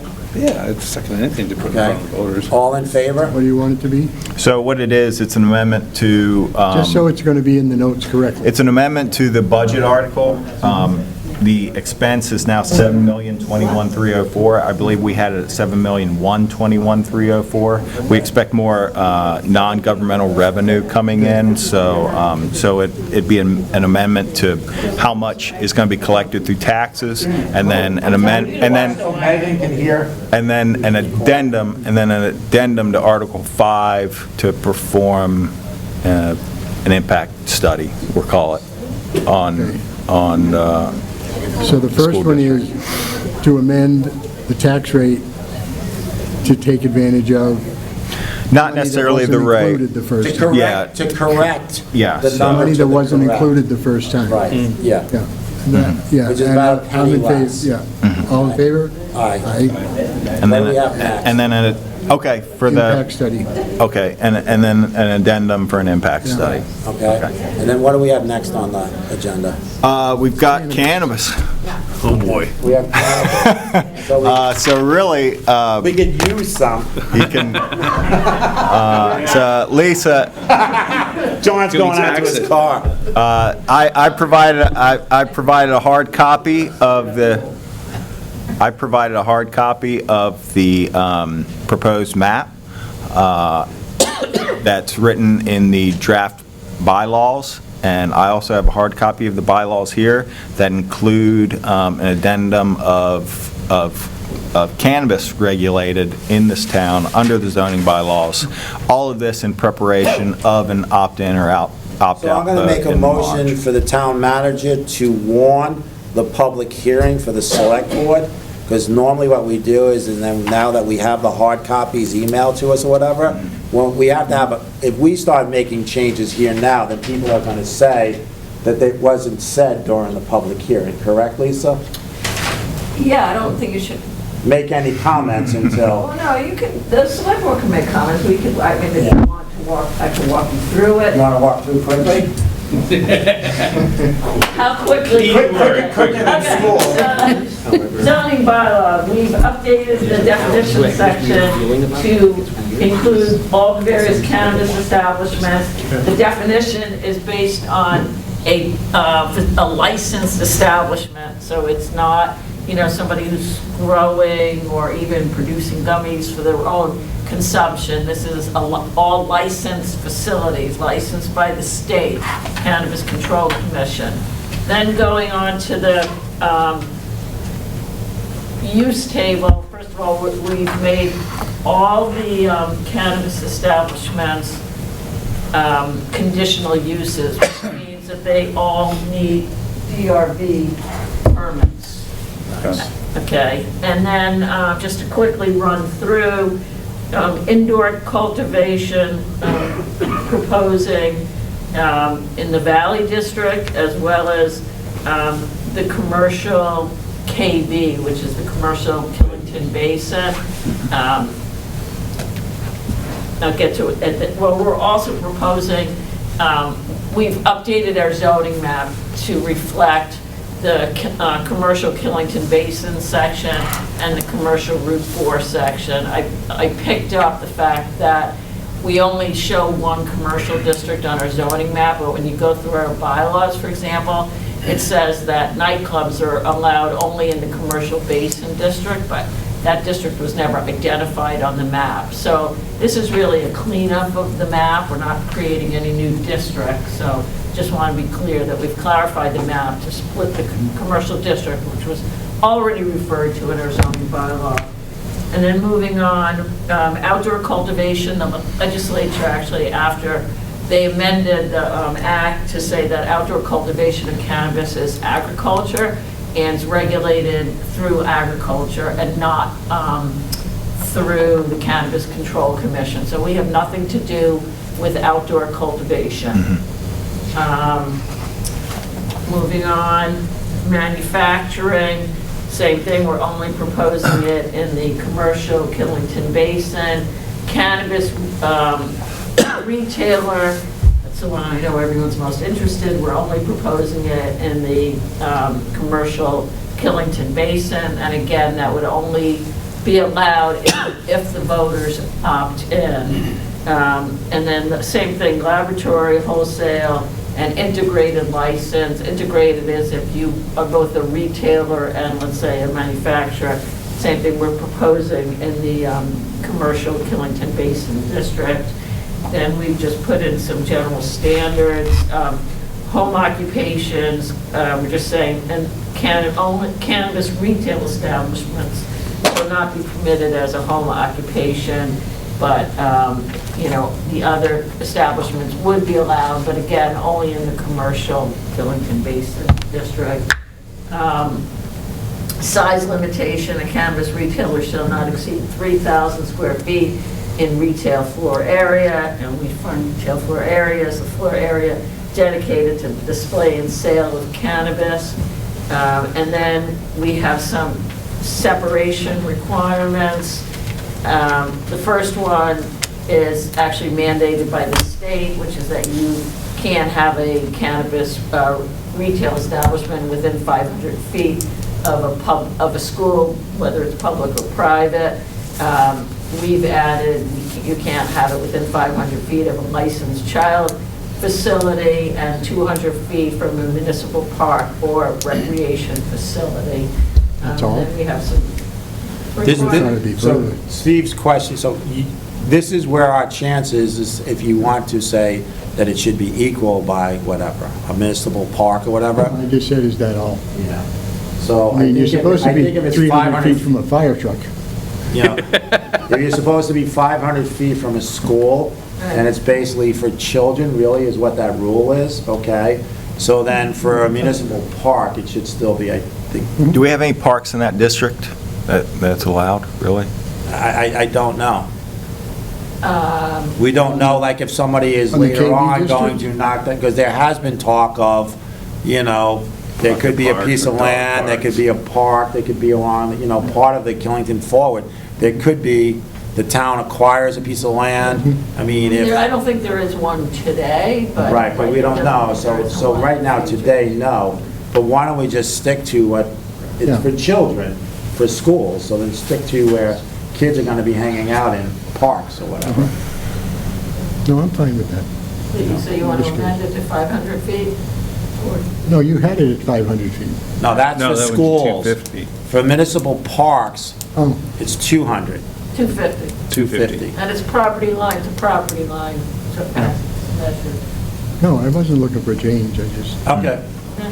I thought you were pushing it to be the same as... The only other thing School. we've added is odor, maybe, all cannabis, wholesaler, manufacturer, retailer, indoor cultivator, or testing lab, has to have an odor control. They can't discharge any odors. You're lucky the zoning administrator has lost his sense of smell. And we had added outside the building as well as to any floor above, and then be required to provide a security plan. So that's basically. So can you just like, the odor control, you Yeah. just caught me there. You said also outside. So are you saying inside the building? No, Because you the said odor also shed- outside. The odor can't Go outside the go building. outside the building or above if there's Right, if there's yeah. apartments above. Okay. So no, But if it's just a growing facility, correct. because obviously they have to... They would have odor within the inside of the Right, because facility. they have to scrub Correct, but the they, or odor a to go out. manufacturer may have Yeah. odor, Okay. but it would have to be contained within the Yeah. structure. Is there any tax revenue to the town? No. No, We can't do it with the state. can't. But But Just you asking. do get, the meals and the, what meals? The local we options. get- You wouldn't get one, we don't get the 1%? No, we don't get the 1%, but yeah, so It's not no, on sales tax. no. So we Couldn't don't- tell, whatever. People with the munchies.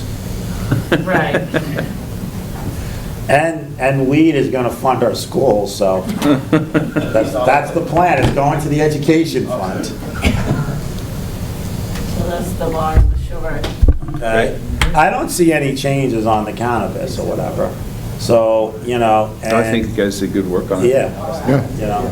So, I mean, now, the zoning changes, all we're doing right now is the cannabis that we need to warn for.